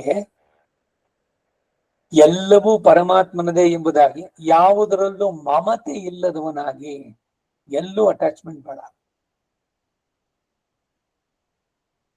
ಸಂಬಂಧಗಳಲ್ಲೂ ಅಷ್ಟೇ ಕರ್ಮಾಯತವಾಗಿ ಭಗವಂತನೇ ನೀಡಿದ್ದು ಅವೆಲ್ಲ. ಋಣಾನುಬಂಧ ಇರೋಷ್ಟು ದಿವಸ ಎಲ್ಲರೂ ಕೂಡ ಅಷ್ಟೇ, ಹೆಂಡತಿ ಮಕ್ಕಳು ಎಲ್ಲ ಏನೇನ್ ಸಂಬಂಧ ಹೇಳ್ತಿರೋ ಎಲ್ಲವೂ ಕೂಡ ಅಷ್ಟೇ. ಹಾಗೆ ಎಲ್ಲವೂ ಪರಮಾತ್ಮನದೇ, ಎಲ್ಲವೂ ಸ್ವಾಮಿಯ ಸಂಕಲ್ಪಕ್ಕೆ ಅನುಗುಣವಾಗಿ ನಡೆಯೋದ್ರಿಂದ ಸುಖದಲ್ಲಿ ಹಿಗ್ಗದೆ, ದುಃಖದಲ್ಲಿ ಕುಗ್ಗದೆ, ಸಮಭಾವದಿಂದ ಇರೋನಾಗಿ, ಹೀಗೆ ಭಗವತ್ ಸಂಕಲ್ಪಾನುಗುಣವಾಗಿ ಎಲ್ಲವೂ ಉಂಟಾಗುವುದರಿಂದ ದುಃಖ, ನಷ್ಟ ಮೊದಲಾದವುಗಳನ್ನೆಲ್ಲ ಸಹಿಸಿಕೊಳ್ಳುವನಾಗಿ, ತಾಂ ತಿತಿಕ್ಷಸ್ವ. ಕರ್ಮದ ಶರೀರ ಪಡೆದಿದ್ದೀಯಾ, ಅದರಿಂದ ಬರುತ್ತೆ, ಇದನ್ನೆಲ್ಲ ಸಹಿಸ್ಕೋಬೇಕು ಅಂತ ಹೇಳಿದ್ದು ಅರ್ಜುನನಿಗೆ ಇಟ್ಕೊಂಡು ನಮಗೆ ಹೇಳಿದ್ದು ಭಗವಂತ. ನೀ ಮಾಡಿದ ಕರ್ಮದಿಂದ ಬರ್ತಾ ಇದೀಯಪ್ಪ, ಸಹಿಸ್ಕೋ ಅದನ್ನ. ಯಾವಾಗಲೂ ಸ್ವಾಮಿಯು ಕೊಟ್ಟಿದ್ರಲ್ಲಿ ತೃಪ್ತನಾಗಿ, ಎಲ್ಲವೂ ಭಗವತ್ ಪ್ರಸಾದ. ಅವನು ಮಾಡಿದ ಎಲ್ಲದಕ್ಕೂ ಕೃತಜ್ಞತೆ, ಥ್ಯಾಂಕ್ಸ್ ಹೇಳೋದು ಭಗವಂತನಿಗೆ. ಮನಸ್ಸನ್ನ ನಿಗ್ರಹಿಸುವನಾಗಿ ಇವೆಲ್ಲ ಮಾಡ್ತಾ ಬಂದ್ರೆ ಈ ನಮ್ಮ ಬಾಳಿನಲ್ಲಿ ನೋಡುವ ದೃಷ್ಟಿಕೋನ ಬದಲಾಯಿಸ್ಕೊಂಡ್ರೆ ಸ್ವಲ್ಪ ಸ್ವಲ್ಪವಾಗಿ ಬರುತ್ತಿದ್ದು. ಭಕ್ತಿ ಬೇಕು, ಅದಕ್ಕೆ ಬೇಕಾದದ್ದು ವಿರಕ್ತಿ ಬೇಕು. ವಿರಕ್ತಿ ಅಂದ್ರೇನು? ಪ್ರಾಪಂಚಿಕವಾದ ಅಥವಾ ಐಹಿಕ ಭೋಗಗಳಲ್ಲಿ, ಇಂದ್ರಿಯಗಳಿಗೆ ಸಿಗುವಂತ ಏನೇನ್ ಸುಖಗಳಿದೆಯೋ ಅವುಗಳಲ್ಲಿ ಆಸೆಯನ್ನ ಬಿಟ್ಟು. ಮತ್ತೇನು ಹಾಗಾದ್ರೆ ಊಟನೇ ಮಾಡೋದು ಬೇಡವಾ, ಯಾವುದನ್ನು ನೋಡೋದೇ ಬೇಡವಾ, ಕಣ್ಮುಚ್ಕೊಂಡಿರ್ಬೇಕಾ ಅಂದ್ರೆ ಯಾವುದರಲ್ಲೂ ಕೂಡ ಹೆಚ್ಚಾಗಿ ಅಟ್ಯಾಚ್ಮೆಂಟ್ ಇಲ್ಲ. ಅಯ್ಯೋ ಇದು ನನಗೆ ಮಿಸ್ ಆಗೋಯ್ತು, ಇವತ್ತು ಆ ಸೀರಿಯಲ್ ನೋಡ್ದಿದ್ರೆ ನನಗೆ ಏನಾಗಿದೆ, ಪ್ರಪಂಚ ಮುಳುಗೋಗತ್ತಾ, ತಲೆ ಕೆಳಗಾಗತ್ತಾ? ಯಾವುದು ಪ್ರಧಾನವಾಗಬಾರ್ದು ಅಷ್ಟೇ ಸಂದೇಶ. ಅವಾಗ ಅದಿದ್ರು ಅಷ್ಟೇ.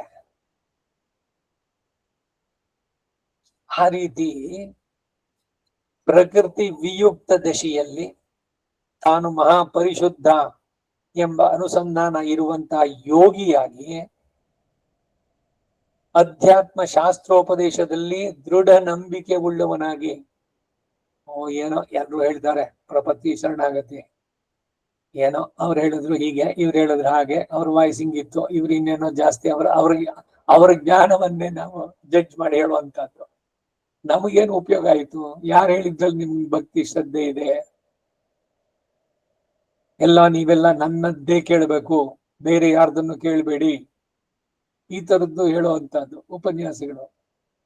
ಯಾಕೆಂದ್ರೆ ಶಿಷ್ಯರು ಹೋಗ್ಬಿಡ್ತಾರೆ, ಬೇರೆ ಇನ್ಯಾರ ಹತ್ರನ ಕೇಳ್ಕೊಂಡು ಅಲ್ಲಿಗೆ ಹೋಗ್ಬಿಟ್ರೆ ಅಂತ.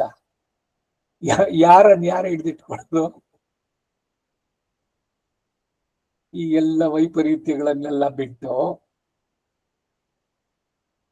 ದೃಢವಾದ ನಂಬಿಕೆ ಶಾಸ್ತ್ರದಲ್ಲಿ, ಬಹುಧಾ ಶ್ರೋತವ್ಯಂ, ಅನೇಕರು ಹೇಳಿದ ಅನೇಕ ವಿಧವಾದದ್ದನ್ನು ಕೇಳಿ ಇನ್ನು ಮನಸ್ಸಿಗೆ ಸ್ಪಷ್ಟವಾಗುತ್ತೆ ಅಷ್ಟೇ. ಎಲ್ರಿಗೂ ಧನ್ಯವಾದಗಳು. ಹೀಗೆ ಕರ್ಮಯೋಗ ಮೂಲಕ ನಡೆಸಿದ ಕರ್ಮಗಳಿಂದ ಶ್ರೀ ವಾಸುದೇವನು ಆರಾಧಿಸಲ್ಪಟ್ಟು ತನಗೆ ಆತ್ಮಾವಲೋಕನ ಸಿದ್ಧಿಯನ್ನು ಅನುಗ್ರಹಿಸ್ತಾನೆ ಎಂದು ಆತನಲ್ಲೇ ಸಮರ್ಪಿಸಿದ ಮನಸ್ಸನ್ನು ಬುದ್ಧಿಯನ್ನು ಹೊಂದಿದವನಾಗಿ, ಹೀಗೆ ಯಾವನು ಕರ್ಮಯೋಗದ ಮೂಲಕ ಭಕ್ತಿಯೋಗವನ್ನು ಸಾಧಿಸಲು ಯತ್ನಿಸ್ತಾನೋ ಅಂತವನೇ ನನಗೆ ಪ್ರಿಯನಾಗ್ತಾನೆ. ಮುಂದಿನ ಶ್ಲೋಕ 15. ಇನ್ನು ಎಂತಹ ಗುಣಯೋಗವನ್ನು ಹೊಂದಿ ಉತ್ಕೃಷ್ಟನಾಗ್ತಾನೆ ಎಂದು ತಿಳಿಸ್ತಾರೆ. ಯಾವ ಸರ್ವೋತ್ಕೃಷ್ಟ ಕರ್ಮಯೋಗವನ್ನು ಅವಲಂಬಿಸುವುದರ ಮೂಲಕ ಲೋಕದ ಜನರ ಕಾಯ ವಾಚ ಮನಸ್ಸುಗಳಿಗೆ ಈಶದ ಹಿಂಸೆ ಮಾಡದ ಹಾಗೆ ಇರ್ತಾನೋ. ತ್ರಿಕರಣಪೂರ್ವಕವಾಗಿ ಯಾರಿಗೂ ಹಿಂಸೆ ಮಾಡೋದು ಬೇಡ. ಮಾನಸಿಕವಾಗಿ ಆಗ್ಲಿ, ಕಾಯಿಕವಾಗಿ ಆಗ್ಲಿ, ವಾಚಿಕವಾಗಿ ಆಗ್ಲಿ. ಮತ್ತು ಆ ಕಾರಣದಿಂದಲೇ ಯಾರಿಗೂ ತಾನು ವಿರೋಧಿ ಅಲ್ಲದ್ದರಿಂದ ಲೋಕದ ಜನರು ಸಹ ಈತನ ಮನೋವಾಕ್ಕಾಯಗಳಿಗೆ ಹಿಂಸೆಯನ್ನು ಉಂಟು ಮಾಡೋದಿಲ್ವೋ. ಆದ್ದರಿಂದಲೇ ಯಾರ ಮೂಲಕವಾಗಿಯೂ ಹರ್ಷವಾಗಲಿ, ಅಸಹನೆಯಾಗಲಿ, ಭಯವಾಗಲಿ, ಕ್ಲೇಶವಾಗಲಿ ಇಲ್ಲದೆ ಇದ್ದಾನೋ ಅಂತಹ ಯೋಗಿಯು ನನಗೆ ಪ್ರಿಯ ಭಕ್ತನಾಗ್ತಾನೆ. 16ನೇ ಶ್ಲೋಕ. ಇನ್ನು ಹೇಗೆ ಉತ್ಕೃಷ್ಟನಾಗಿ ನನ್ನ ಪ್ರಿಯ ಭಕ್ತನಾಗ್ತಾನೆ ಅಂದ್ರೆ ತಿಳಿಸ್ತಾರೆ. ಆತನಿಗೆ ಪರಿಶುದ್ಧವಾದ ಆತ್ಮಾನುಸಂಧಾನದಲ್ಲಿ ಅಪೇಕ್ಷೆ ಆದ್ದರಿಂದ ತದ್ವ್ಯತಿರಿಕ್ತವಾದ ಐಹಿಕ ವಿಷಯಗಳಲ್ಲಿ ಅಪೇಕ್ಷೆ ಇಲ್ಲದವನಾಗಿ. ಎಲ್ಲ ಹೇಳುವುದೇನು ಅಂದ್ರೆ ಈ ಸಂಸಾರ ಅಥವಾ ಈ ಪ್ರಾಪಂಚಿಕವಾದ ವಿಷಯಗಳು, ಇಂದ್ರಿಯಗಳಿಗೆ ಸೀಮಿತವಾದ ವಿಷಯಗಳನ್ನ ಅನಾಸಕ್ತಿಯಿಂದ ನೋಡುವಂತದ್ದು. ಎಲ್ಲವೂ ಗೌಣವಾಗಬೇಕು, ಯಾವುದು ಪ್ರಧಾನ ಅಲ್ಲ. ಹಾಗೆ ಶಾಸ್ತ್ರವೀತವಾದ ಮಾರ್ಗದಿಂದ ಗಳಿಸಿದ ದ್ರವ್ಯದಿಂದ ಬೆಳೆಸಿದ ಶರೀರವುಳ್ಳವನಾಗೋದರಿಂದ ಶುಚಿಯಾಗಿಯೋ ಶಾಸ್ತ್ರೀಯ ಕರ್ಮಗಳನ್ನು ಮಾಡಲು ಸಮರ್ಥನಾಗಿಯೋ, ಮಿಕ್ಕ ವಿಷಯಗಳು ಅಶಾಸ್ತ್ರವಾದದ್ರಲ್ಲಿ ಉದಾಸೀನನಾಗಿಯೋ, ವಿಹಿತ ಕರ್ಮಗಳನ್ನು ಅನುಷ್ಠಿಸುವಾಗ ಪ್ರಾಪ್ತವಾಗುವಂತಹ ಶೀತ ಉಷ್ಣಾದಿಗಳಲ್ಲಿ ವ್ಯಥೆ ಇಲ್ಲದವನಾಗಿಯೋ, ಶ್ರಾದ್ದ ದಿವಸ ಏನನ್ನು ತಿನ್ನಬಾರ್ದು, ದೈಹಿಕವಾಗಿ ಒಂದ್ ಸ್ವಲ್ಪ ಶ್ರಮ ಆಗತ್ತೆ, ಅದನ್ನು ಸಂತೋಷದಿಂದ ಸಹಿಸಬೇಕು. ಹಾಗೆ ಶಾಸ್ತ್ರೀಯ ವ್ಯತಿರಿಕ್ತಗಳಾದ ಸಮಸ್ತ ಕರ್ಮ ಆರಂಭವನ್ನ ಪರಿತ್ಯಾಗ ಮಾಡಿದವನಾಗಿ ಯಾವನು ಕರ್ಮಯೋಗವನ್ನು ಅನುಷ್ಠಿಸ್ತಾನೋ ಅವನು ನನಗೆ ಪ್ರಿಯ ಭಕ್ತನಾಗ್ತಾನೆ. ಇನ್ನೊಂದು ಇಲ್ಲಿ ನಾನು ನೋಡ್ಬೇಕಾದ್ರೆ, ಇವರೆಲ್ಲ ಹೇಳ್ಬೇಕಾದ್ರೆ ಆ ಸಂದೇಹ ನಿಮ್ಗೆ ಬಂದಿದ್ರೆ ಅಂತ ನಾನೇ ಹೇಳ್ತಾ ಇದ್ದೀನಿ. ಏನು ಅಂದ್ರೆ ಆತ್ಮಾವಲೋಕನ, ಅದರಿಂದ ಮುಂದಕ್ಕೆ ಮೊದಲು ಹೇಳಿದೇನು, ಆತ್ಮಾವಲೋಕನ ಬೇಡ, ಡೈರೆಕ್ಟ್ ಆಗಿ ಭಗವಂತನನ್ನೇ ಅಂತ. ಮತ್ತೆ ಇಲ್ಲೇನು ಹಂತ ಹಂತವಾಗಿ ಬರ್ಬೇಕಾದ್ರೆ ಅಂತಂದ್ರೆ ಇದೆಲ್ಲ ಭಗವಂತನಿಗೆ ಸೇರಿದ್ದು. ಈ ಪ್ರಾಪಂಚಿಕವಾದ ವಿಷಯಗಳು, ಈ ಶರೀರ ಅದ್ರ ಜೊತೆಗೆ ಬಂದಿದ್ದು ಇದೆಲ್ಲ ಆತ್ಮದ ಬಗ್ಗೆ ತಿಳಿಯುವಂತದ್ದು. ಆತ್ಮವನ್ನು ನೋಡೋದು ಅಂದ್ರೆ ಏನೋ ಟಿವಿನಲ್ಲಿ ಯಾವ್ದೋ ಒಂದು ಕ್ರಿಮಿನ, ಅದು ಏನೋ ಪ್ರಾಣಿನ, ಚಿತ್ರನ, ಆ ತರದ್ ಏನಾದ್ರು ಉಂಟಾಗುತ್ತೋ ನಿಮ್ಗೆ ಮನಃಪಟಲದಲ್ಲಿ ಇದ್ರೆ ಇಲ್ಲ. ಆತ್ಮದ ಜ್ಞಾನ ಉಂಟಾಗುವುದು ಅಂದ್ರೆ ಇವೆಲ್ಲದಕ್ಕಿಂತ, ಶರೀರಕ್ಕಿಂತ ಬೇರೆಯಾದವನು ಆತ್ಮ. ಈ ದ್ವಂದ್ವಗಳಿಗೆ ಅತೀತನಾದವನು ಆತ್ಮ. ಈ ಆತ್ಮ ಭಗವಂತನಿಗೆ ಸೇರಿದ ಸ್ವತ್ತು. ಇದು ಏನೇ ಮಾಡಿದ್ರು ಅದು ಭಗವಂತನಿಗಾಗಿ ಹೊರತು ಆತ್ಮ ತನಗಾಗಿ ಏನಲ್ಲ. ಈಗ ಶರೀರ ಇದೆ, ಒಳಗಡೆ ಆತ್ಮ ಇದೆ.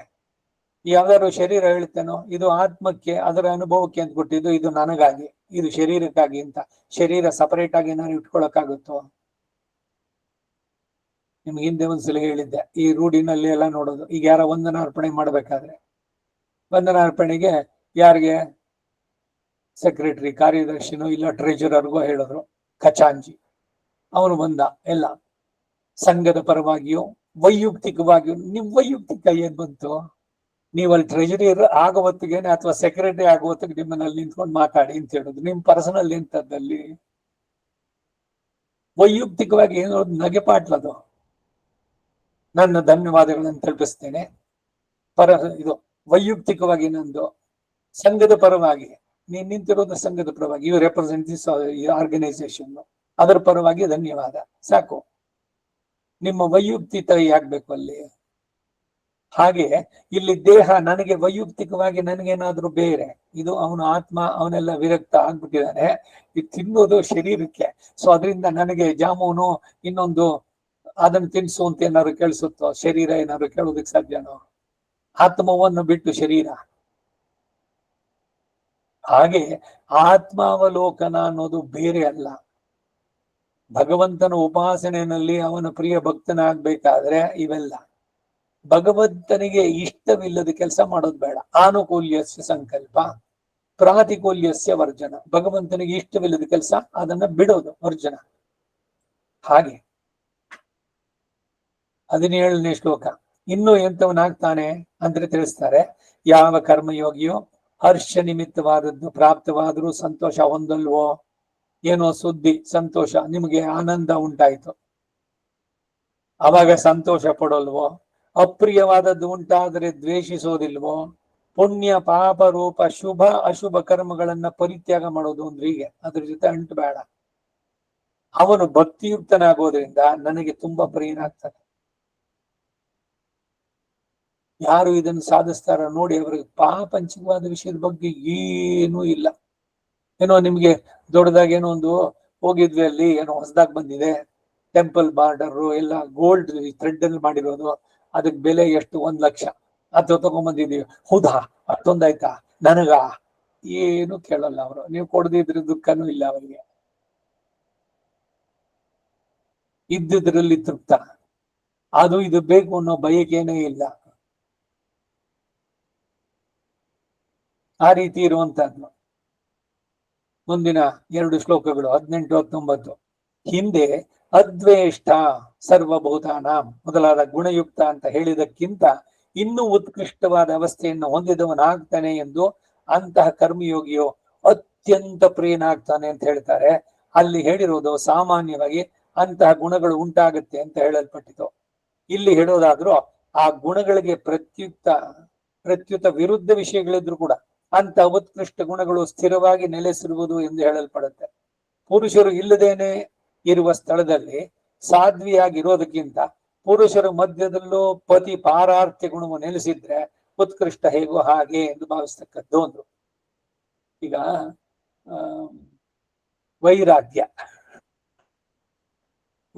ವೈರಾಗ್ಯದಲ್ಲಿ ಕೇಳಿದಿರಲ್ಲ, ಅಭಾವ ವೈರಾಗ್ಯ. ಕಾರಿಲ್ಲ, ಭಗವಂತ ಕಾಲ್ ಕೊಟ್ಟಿಲ್ವಾ, ಏನ್ ಕಾರಿದ್ರೇನೇನಾ, ಇದು ಅಭಾವ ವೈರಾಗ್ಯ. ಅವ್ರಿಗೇನೋ ಲಾಟ್ರಿನಲ್ಲಿ ಕಾರ್ ಸಿಕ್ತು ಅಂದ್ರೆ ಬಿಟ್ಬಿಡ್ತಾರೇನೋ? ನಮಗದ್ ಸಿಗದೆ ಇದ್ದಾಗ ಅದಕ್ಕೆ ಈ ರೀತಿ ಅದಕ್ಕೊಂದು ಪ್ಲೇಟ್ ತಿರುಗಿಸೋದು. ಈಗ ಮಗನಿಗೋ ಮಗಳಿಗೋ ಬೀಯಿಂಗ್ ಸೀಟ್ ಸಿಗ್ಲಿಲ್ಲ ನೋಡಿ, ನಮ್ಮ ಮಗಳಿಗೆ ಇಷ್ಟನೇ ಇರ್ಲಿಲ್ಲ, ಏನು ಎಲ್ರು ಇಂಜಿನಿಯರ್ ಡಾಕ್ಟ್ರೇ ಆಗ್ಬೇಕಾ, ಅವಳದಕ್ಕೆ BSc BA ಅಥವಾ BCom ಯಾವುದೋ ತಗೊಂಡ್ಲು ಅಂತ. ವಾಸ್ತವವಾದದ್ದೇನು, ಅವಳಿಗೆ ಸೀಟ್ ಸಿಗೋಷ್ಟು ಅವಳಿಗೆ ಮಾರ್ಕ್ಸ್ ಬಂದಿರಲಿಲ್ಲ. ಅದನ್ನ ಹೇಳ್ಕೊಳ್ಳೋಕೆ ಸಮಾಜದಲ್ಲಿ ಮುಖವಾಡಗಳನ್ನ ಹಾಕೊಂಡು ಅದಕ್ಕೆ ಇನ್ನೊಂದು ವ್ಯಾಖ್ಯಾನವನ್ನು ಕೊಟ್ಟು ಮಾಡುವಂಥದ್ದು ಇದೆಲ್ಲ ನಾಟಕಗಳು.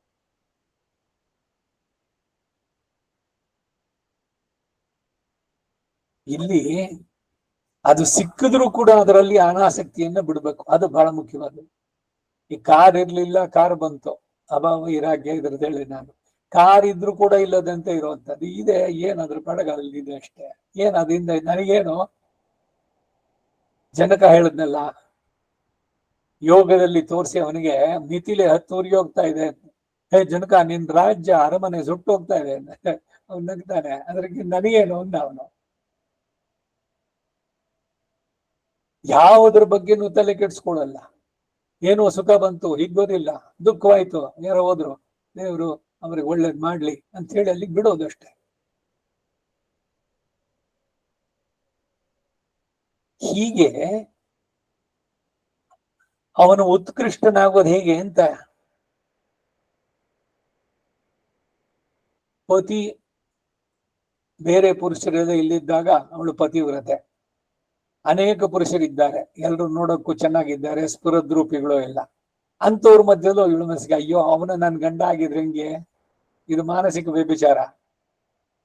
ಅದು ಮಾಡದೇ ಇದ್ರೆ ಅವಳು ಉತ್ಕೃಷ್ಟ ಅಂತ ಹೇಳ್ತಾರೆ. ಅಂದ್ರೆ ಅರ್ಜುನ ಸುಭದ್ರೆ ಬರೋ ತನಕ ಸನ್ಯಾಸಿ, ಆಮೇಲೆ ಇವನ ಸನ್ಯಾಸ ಹತ್ರ ಎಲ್ಲೋಯ್ತು. ಜೀವನದಲ್ಲಿ ಪರೀಕ್ಷೆ ಇವುಗಳೆಲ್ಲ ಬಂದಾಗ ಸೋಲಿಸಬೇಡ ಗೆಲಿಸಯ್ಯ ಭಗವಂತ, ಆ ತರ ಕಠಿಣ ಪರಿಸ್ಥಿತಿಗಳನ್ನು ಕೊಟ್ಬಿಟ್ಟು ನನ್ನ ಮನಸ್ಸನ್ನ ನೀನು ಪರೀಕ್ಷೆ ಮಾಡೋದು ಬೇಡ. ಮೊದ್ಲೇ ಹೇಳ್ಬಿಡ್ತೀನಿ, ನನಗ ಆ ಶಕ್ತಿ ಇಲ್ಲ. ಸೊ ಅದರಿಂದ don't put me in that. ಆ ಸ್ಥಿತಿಗಳಲ್ಲಿ ಹಾಕ್ಲೇಬೇಡ. ತಿರುಮಂಗೈ ಆಳ್ವಾರ ಪಾಶರುಗಳಲ್ಲೂ ಕೂಡ ಇದ್ರ ಭಾವ ಇದೆ. ನೀನ್ ಯಾಕೆ ಪರೀಕ್ಷೆ ಮಾಡೋದು ನನ್ನನ್ನ? ನಾ ಒಪ್ಕೊಂಡ್ಬಿಡ್ತೀನಿ. ನಿನ್ನ ಪರೀಕ್ಷೆನಲ್ಲಿ ನಾನು ಜಯಿಸಿ, ನಾನು ನೋಡು ಇಂದ್ರಿಯ ನಿಗ್ರಹ ಮಾಡಿ ಜಯಿಸಿದೆ ಅಂತ ಹೇಳೋದಕ್ಕೆ ನಾನಿಲ್ಲ.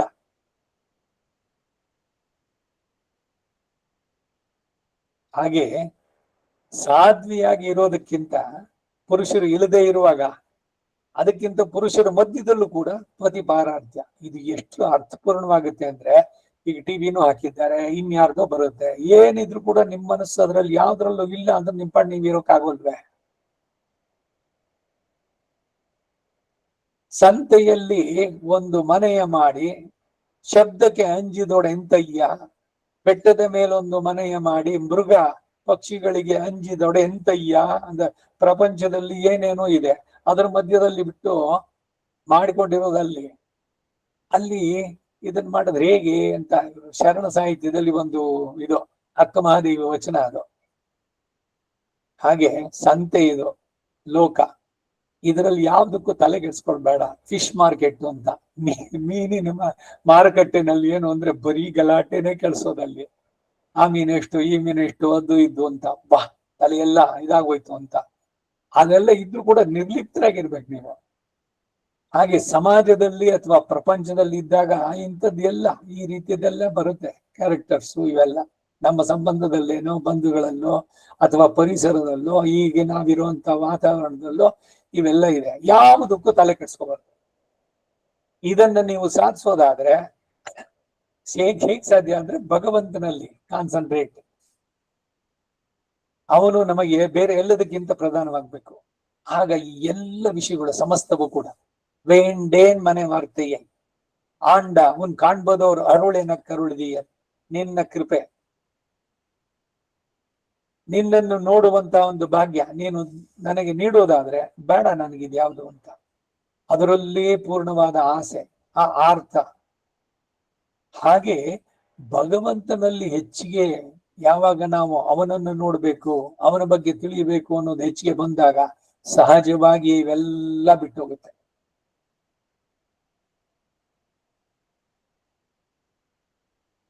ಸಾಮಾನ್ಯವಾಗಿ ವಯಸ್ಸಾದ್ಮೇಲೆ ಸ್ವಲ್ಪ ಸ್ವಲ್ಪವಾಗಿ ಪ್ರಾಪಂಚಿಕವಾದ ವಿಷಯದಲ್ಲಿ ಅನಾಸಕ್ತಿ, ಅವರ ಮನಸ್ಸು ಭಗವಂತನ ಕಡೆಗೆ ತಿರುಗಿದ್ರೆ ಸುಲಭವಾಗಿ ಇದೆಲ್ಲ ಸಾಧ್ಯವಾಗತ್ತೆ. ಯಾವುದೋ ಸಿನಿಮಾಗೆ ಹೋಗ್ಬೇಕು, ಫಸ್ಟ್ ಡೇ ಫಸ್ಟ್ ಶೋ ಇದೆ, ಇನ್ನೇನೋ ಒಂದಿದೆ, ಅದೊಂದಿದೆ, ಅಯ್ಯೋ ನೀವೆಲ್ಲ ಹೋಗ್ ಬನ್ನಿಪ್ಪ, ಆಯ್ತು ನಾವೆಲ್ಲ ನೋಡಿದ್ದಾಯ್ತು. ಇನ್ಯಾವುದೋ ಒಂದು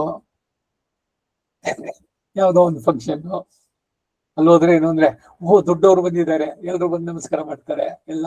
ಓ ಅವ್ರು ಬಂದಿದ್ದಾರೆ, ಅದು ಬೇಕು ಅಂತಂದ್ರೆ ಅದಕ್ಕೆಲ್ಲ ಹೋಗ್ಬೇಕು.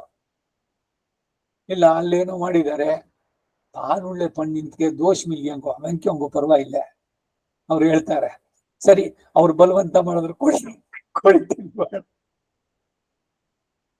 ನಾವು ಪರಮ ವಿರಕ್ತರು, ಆದ್ರೆ ಹಾಲಿನಲ್ಲಿ ಮಾಡಿದ್ದು ದೋಷ ಇಲ್ಲ ಅಂತ ಅವ್ರು ಹೇಳಿದ್ದಾರೆ. ಏನೆಲ್ಲ ಆಮಿಷಗಳು ಇವೆಲ್ಲ ಬರುವಂತಹದ್ದು. ಆಮೇಲೆ ಮನೆ ಬಂದ್ಮೇಲೆ ಅಯ್ಯೋ ಬೆಳಗ್ಗೆ ಹೋಗಿದ್ದು 8 ಗಂಟೆಗೆ, ಬರೋ ಹೊತ್ತಿಗೆ 4-5 ಗಂಟೆ, ಅಷ್ಟು ಗಂಟೆಗಳು ಅಲ್ಲಿ ಕೂತ್ಕೊಂಡು ಮಾಡಿದ್ದೇನು? ಒಂದು ನಮ್ಮ ಆತ್ಮ ಪ್ರಶ್ನೆ. ನೋಡಿ, ನಾನೆಲ್ಲ ಬಿಟ್ಬಿಟ್ಟಿದ್ದೀನಿ, ಪರಮ ವೀರಾಗಿ ನಾನು. ಇಲ್ಲ ಇನ್ಯಾರನ್ನೋ ನಿಂದೆ ಮಾಡಿ ಆತ್ಮಸ್ತುತಿ ಅಥವಾ ಪರ ನಿಂದೆ, ಇದು ಬಿಟ್ರೆ ಏನಾದ್ರು ಇದೆಯೋ? ಒಂದ್ ವೇಳೆ ನೀವು ಆ ಫಂಕ್ಷನ್ ಹೋಗ್ಲಿಲ್ಲ, ಏನ್ ನಿಂತೋಗ್ತಾ ಇತ್ತ ಅದು? ನೀವು ಬರ್ಲಿಲ್ಲ ಅಂತ 2 ಜನ ಅಲ್ಲಿ ನೆನ್ಸ್ಕೊಂಡ್ರು. ಇಲ್ಲ ನಾನು ಹೋಗ್ತಾ ಇದ್ರೆ ಅಗತ್ಯ. ಈ ಎಲ್ಲ ಹುಚ್ಚು ಕಲ್ಪನೆಗಳು, ಅನಿಸಿಕೆಗಳು ಎಲ್ಲದನ್ನ ಬಿಟ್ಟು ಭಗವಂತನ ಕಡೆಗೆ ಕಾನ್ಸಂಟ್ರೇಟ್ ಮಾಡೋದಾದ್ರೆ ಈ ಪ್ರಾಪಂಚಿಕವಾದ ವಿಷಯಗಳಿಂದ ಖಂಡಿತ ಬಿಡಿಸ್ಕೊಳ್ಬಹುದು. ಅದನ್ನು ಯಾರೋ ಕೊಡೋದಿಕ್ಕಾಗಲ್ಲ, ನಾವು ಮಾಡ್ಬೇಕಂತ. ಅನ್ಲೆಸ್ ವಿ ಡಿಸೈಡ್, ಎಸ್ ನನಗೆ ಬೇಕಿಲ್ಲ ಇದೆಲ್ಲ, ಇದು ಯಾರೋ ನನ್ನನ್ನು ಹೊಗಳ್ಳಿ ಅಂತ ಅಂದ್ಬಿಟ್ಟಲ್ಲ, ಹೋಯ್ತಲ್ಲ ನನ್ನ ಸಮಯ ಅಷ್ಟು, ಹಂಗ ಅನ್ನಿಸ್ಬೇಕು ನಮಗೆ. ಆ ರೀತಿ ಬಂದ್ರೆ ಸ್ವಲ್ಪ ಹಂತ ಹಂತವಾಗಿ ವೈರಾಗ್ಯ ಸಿದ್ಧಿಸುತ್ತೆ. ಯಾವಾಗ ಪ್ರಾಪಂಚಿಕವಾದ ವಿಷಯಗಳಲ್ಲಿ ಅನಾಸಕ್ತಿ ಉಂಟಾಗುತ್ತೋ ಭಗವಂತನ ಬಗ್ಗೆ ಭಕ್ತಿ ಅನ್ನೋದು ಚೆನ್ನಾಗಾಗತ್ತೆ. ಅವನಲ್ಲಿ ಕಾನ್ಸಂಟ್ರೇಷನ್, ಏಕಾಗ್ರತೆ ಅದು ಉಂಟಾಗೋಕ್ ಸಾಧ್ಯವಾಗುತ್ತೆ. ಹೀಗೆಲ್ಲ ಶತ್ರುವಿನಲ್ಲೂ ಮಿತ್ರನಲ್ಲೂ ಸಮವಾಗಿ, ಶತ್ರುವನ್ನ ದ್ವೇಷಿಸದೆ, ಮಿತ್ರನನ್ನ ವಿಶೇಷ ಭಾವದಿಂದ ಕಾಣದೆ, ಶೀತ ಉಷ್ಣ ಸುಖ ದುಃಖಗಳನ್ನು ಉಂಟು ಮಾಡುವ ವಸ್ತುಗಳ ಮಧ್ಯದಲ್ಲೂ ಕೂಡ ಏಕ ರೀತಿಯಿಂದ ಇರುವವನಾಗಿ, ಯಾವ ಐಹಿಕ ವಸ್ತುಗಳಲ್ಲೂ ಸಂಘ ಇಲ್ಲದವನಾಗಿ, ಅಂದರೆ ಅವುಗಳ ಮಧ್ಯೆ ಇದ್ರೂ ಕೂಡ ಅವುಗಳಲ್ಲಿ ಲಿಪ್ತನಾಗದೆ, ಅಯ್ಯೋ ಅದ್ ನನಗೆ ಕೊಟ್ಟಿದ್ದು ಚೆನ್ನಾಗಿತ್ತು, ಅದ್ ನನಗಿದ್ದು ಚೆನ್ನಾಗಿತ್ತು, ನನಗೆ ಅಯ್ಯೋ ನನಗದಿಲ್ವಲ್ಲ, ಈ ಯಾವುದು ಇಲ್ಲದೆ, ಯಾರಾದರೂ ನಿಂದಿಸಿದ್ರಾಗ್ಲಿ ಅಥವಾ ಸ್ತೋತ್ರ ಮಾಡಿದ್ರಾಗ್ಲಿ ಸಮಭಾವದಿಂದ ಇರುವನಾಗಿ, ಸ್ವಾಮಿ ಅನುಗ್ರಹದಿಂದ ದೊರೆತಂತ ದ್ರವ್ಯಾದಿಗಳಿಂದಲೇ ಸಂತುಷ್ಟನಾಗಿ, ಗೃಹಾದಿ ಸಂಬಂಧಗಳಲ್ಲಿ ಲಿಪ್ತನಾಗದೆ, ಪ್ರಾಪಂಚಿಕ ವಿಷಯ ಅಂದ್ರೆ ಇದೆ, ಸಂಬಂಧಗಳು, ಮನೆಯದು, ನನ್ನ ಮನೆ, ನನ್ನವರು, ನನ್ನ ಮಗ, ನನ್ನ ಮಗಳು, ಅತಿ ವ್ಯಾಮೋಹ ಬೇಡ.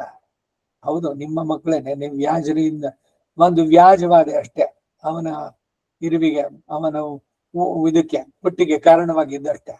ಆಮೇಲೆ ಅವರು ಬಾಳ ಅವರವರಿಗೆ, ಅವುಗಳಿಂದ ವಿಕಾರ ಹೊಂದದೆ, ಅಯ್ಯೋ ಮಗನಿಗೆ ಹಿಂಗಾಯ್ತು, ಮಗಳಿಗೆ ಹಂಗಾಯ್ತು, ಅದಾಯ್ತು, ಇದಾಯ್ತು, ನೀ ತಲೆಕೆಳಕ ನಿಂತ್ಕೊಂಡ್ರು ಅದೇನಾದ್ರು ಸರಿಯಾಗುತ್ತೋ? ಅವರವ್ರ ಬಾಳು ಅವರವ್ರ ಕರನ ಪ್ರಕಾರ ಅದಾಯ್ತು.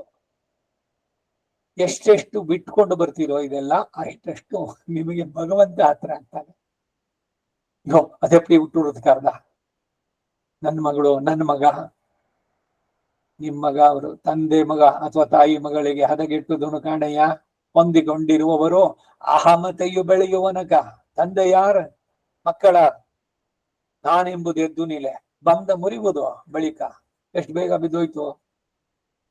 ಈಗ ಮಗನ್ ಮುಖ ಕಂಡ್ರಾಗಲ್ಲ, ಯಾಕೆ? ನನಗ್ ವಿರುದ್ಧವಾಗಿ ಮಾತಾಡ್ಬಿಟ್ನಲ್ಲ, ನನಗ್ ಪ್ರತಿಯಾಗಿ. ಎಷ್ಟು ಜನರ ಮನೆಗಳಲ್ಲಿ ಇದು, ಅದರಿಂದ ಇವರು ಕೊರಗಿ ಸೊರಗಿ ಏನೆಲ್ಲ. ಪಕ್ಷಿಗಳನ್ನ ಜ್ಞಾಪಿಸ್ಕೊಳ್ಳಿ, ರೆಕ್ಕೆ ಬಲಿತ ಹಕ್ಕಿ ಹಾರು ಹೋಯ್ತು, ಅಪ್ಪ ಅಮ್ಮ ಅಂತ ಕೂತಿದೇನದು ಹಾಗೆ. ಅಥವಾ ಈ ಪಕ್ಷಿಗಳು, ತಂದೆ ತಾಯಿ ಪಕ್ಷಿಗಳು, ನಾವೆಲ್ಲ ಎಷ್ಟು ಕಟ್ಪಟ್ವಿ, ಎಲ್ಲೆಲ್ಲೋ ಹೋಗಿ ಹಾಳು ಇದು ಹುಳು ಅದು ಇದನ್ನೆಲ್ಲ ತಂದು ಮಾಡಿ, ಮಳೆಯಿಂದ ಕರಕೆಯನ್ನ ಬಿಚ್ಚಿ ರಕ್ಷಣೆ ಮಾಡಿ, ರಾತ್ರಿ ಜ್ವರ ಬಂದಾಗ ತಲೆ ಮೇಲೆ ಮಲಗಿಸ್ಕೊಂಡು ಎಲ್ಲ ಮಾಡಿದ್ದಾಯ್ತು. ಈಗ ದೊಡ್ಡವನಾದ, ಹೋದ, ಬಿಟ್ಬಿಡಿ. ಸಂಬಂಧಗಳನ್ನ ಈ ರೀತಿ ಮಾಡ್ಕೊಂಡು ಬಂದ್ರೆ ನಿಮ್ಗೆ ಮನಸ್ಸಿಗೆ ನೆಮ್ಮದಿ ಸಿಗೋದಕ್ಕೆ ಸಾಧ್ಯವಾಗತ್ತೆ. ಆ ನಿರ್ಮಲವಾದ ಮನಸ್ಸು, ಚಿತ್ತ ಸ್ವಾಸ್ಥ್ಯತೆ ಇದ್ರೆ ನೀವು ಭಗವಂತನ ಕಡೆ ಕಾನ್ಸಂಟ್ರೇಟ್ ಮಾಡೋಕ್ಕಾಗತ್ತೆ. ಅದಕ್ಕಾಗಿ ಸ್ಥಿರ ಚಿತ್ತನಾಗಿ ಯಾವ ಕರ್ಮ ಇರ್ತಾನೋ ಅವನು ನನ್ನಲ್ಲಿ ಭಕ್ತಿಯನ್ನ ಉಳ್ಳವನಾಗಿ ಉಪಾಸನೆಯ ಆರಂಭವನ್ನ ಮಾಡಿ ನನಗೆ ವಿಶೇಷ ಪ್ರಿಯನಾಗ್ತಾನೆ. ಉಪಾಸನೆ ಆರಂಭಕ್ಕಿದೆಲ್ಲ ಬೇಕಾದ್ದು ಚಿತ್ತ ಸ್ವಾಸ್ಥ್ಯತೆ. ಕಡೆಯ ಶ್ಲೋಕ, ಇವರೆಲ್ಲರಿಗಿಂತ ತುಂಬಾ ಶ್ರೇಷ್ಠರಾಗಿ ತನಗೆ ನಿರತಿಶಯ ಪ್ರಿಯರು ಯಾರು ಎಂಬುದನ್ನ ಹೇಳಿ ಈ ಅಧ್ಯಯನವನ್ನ ಸಂಪನ್ನಗೊಳಿಸ್ತಾರೆ, ನಿಗಮನ ಮಾಡಿ ಹೇಳ್ತಾರೆ.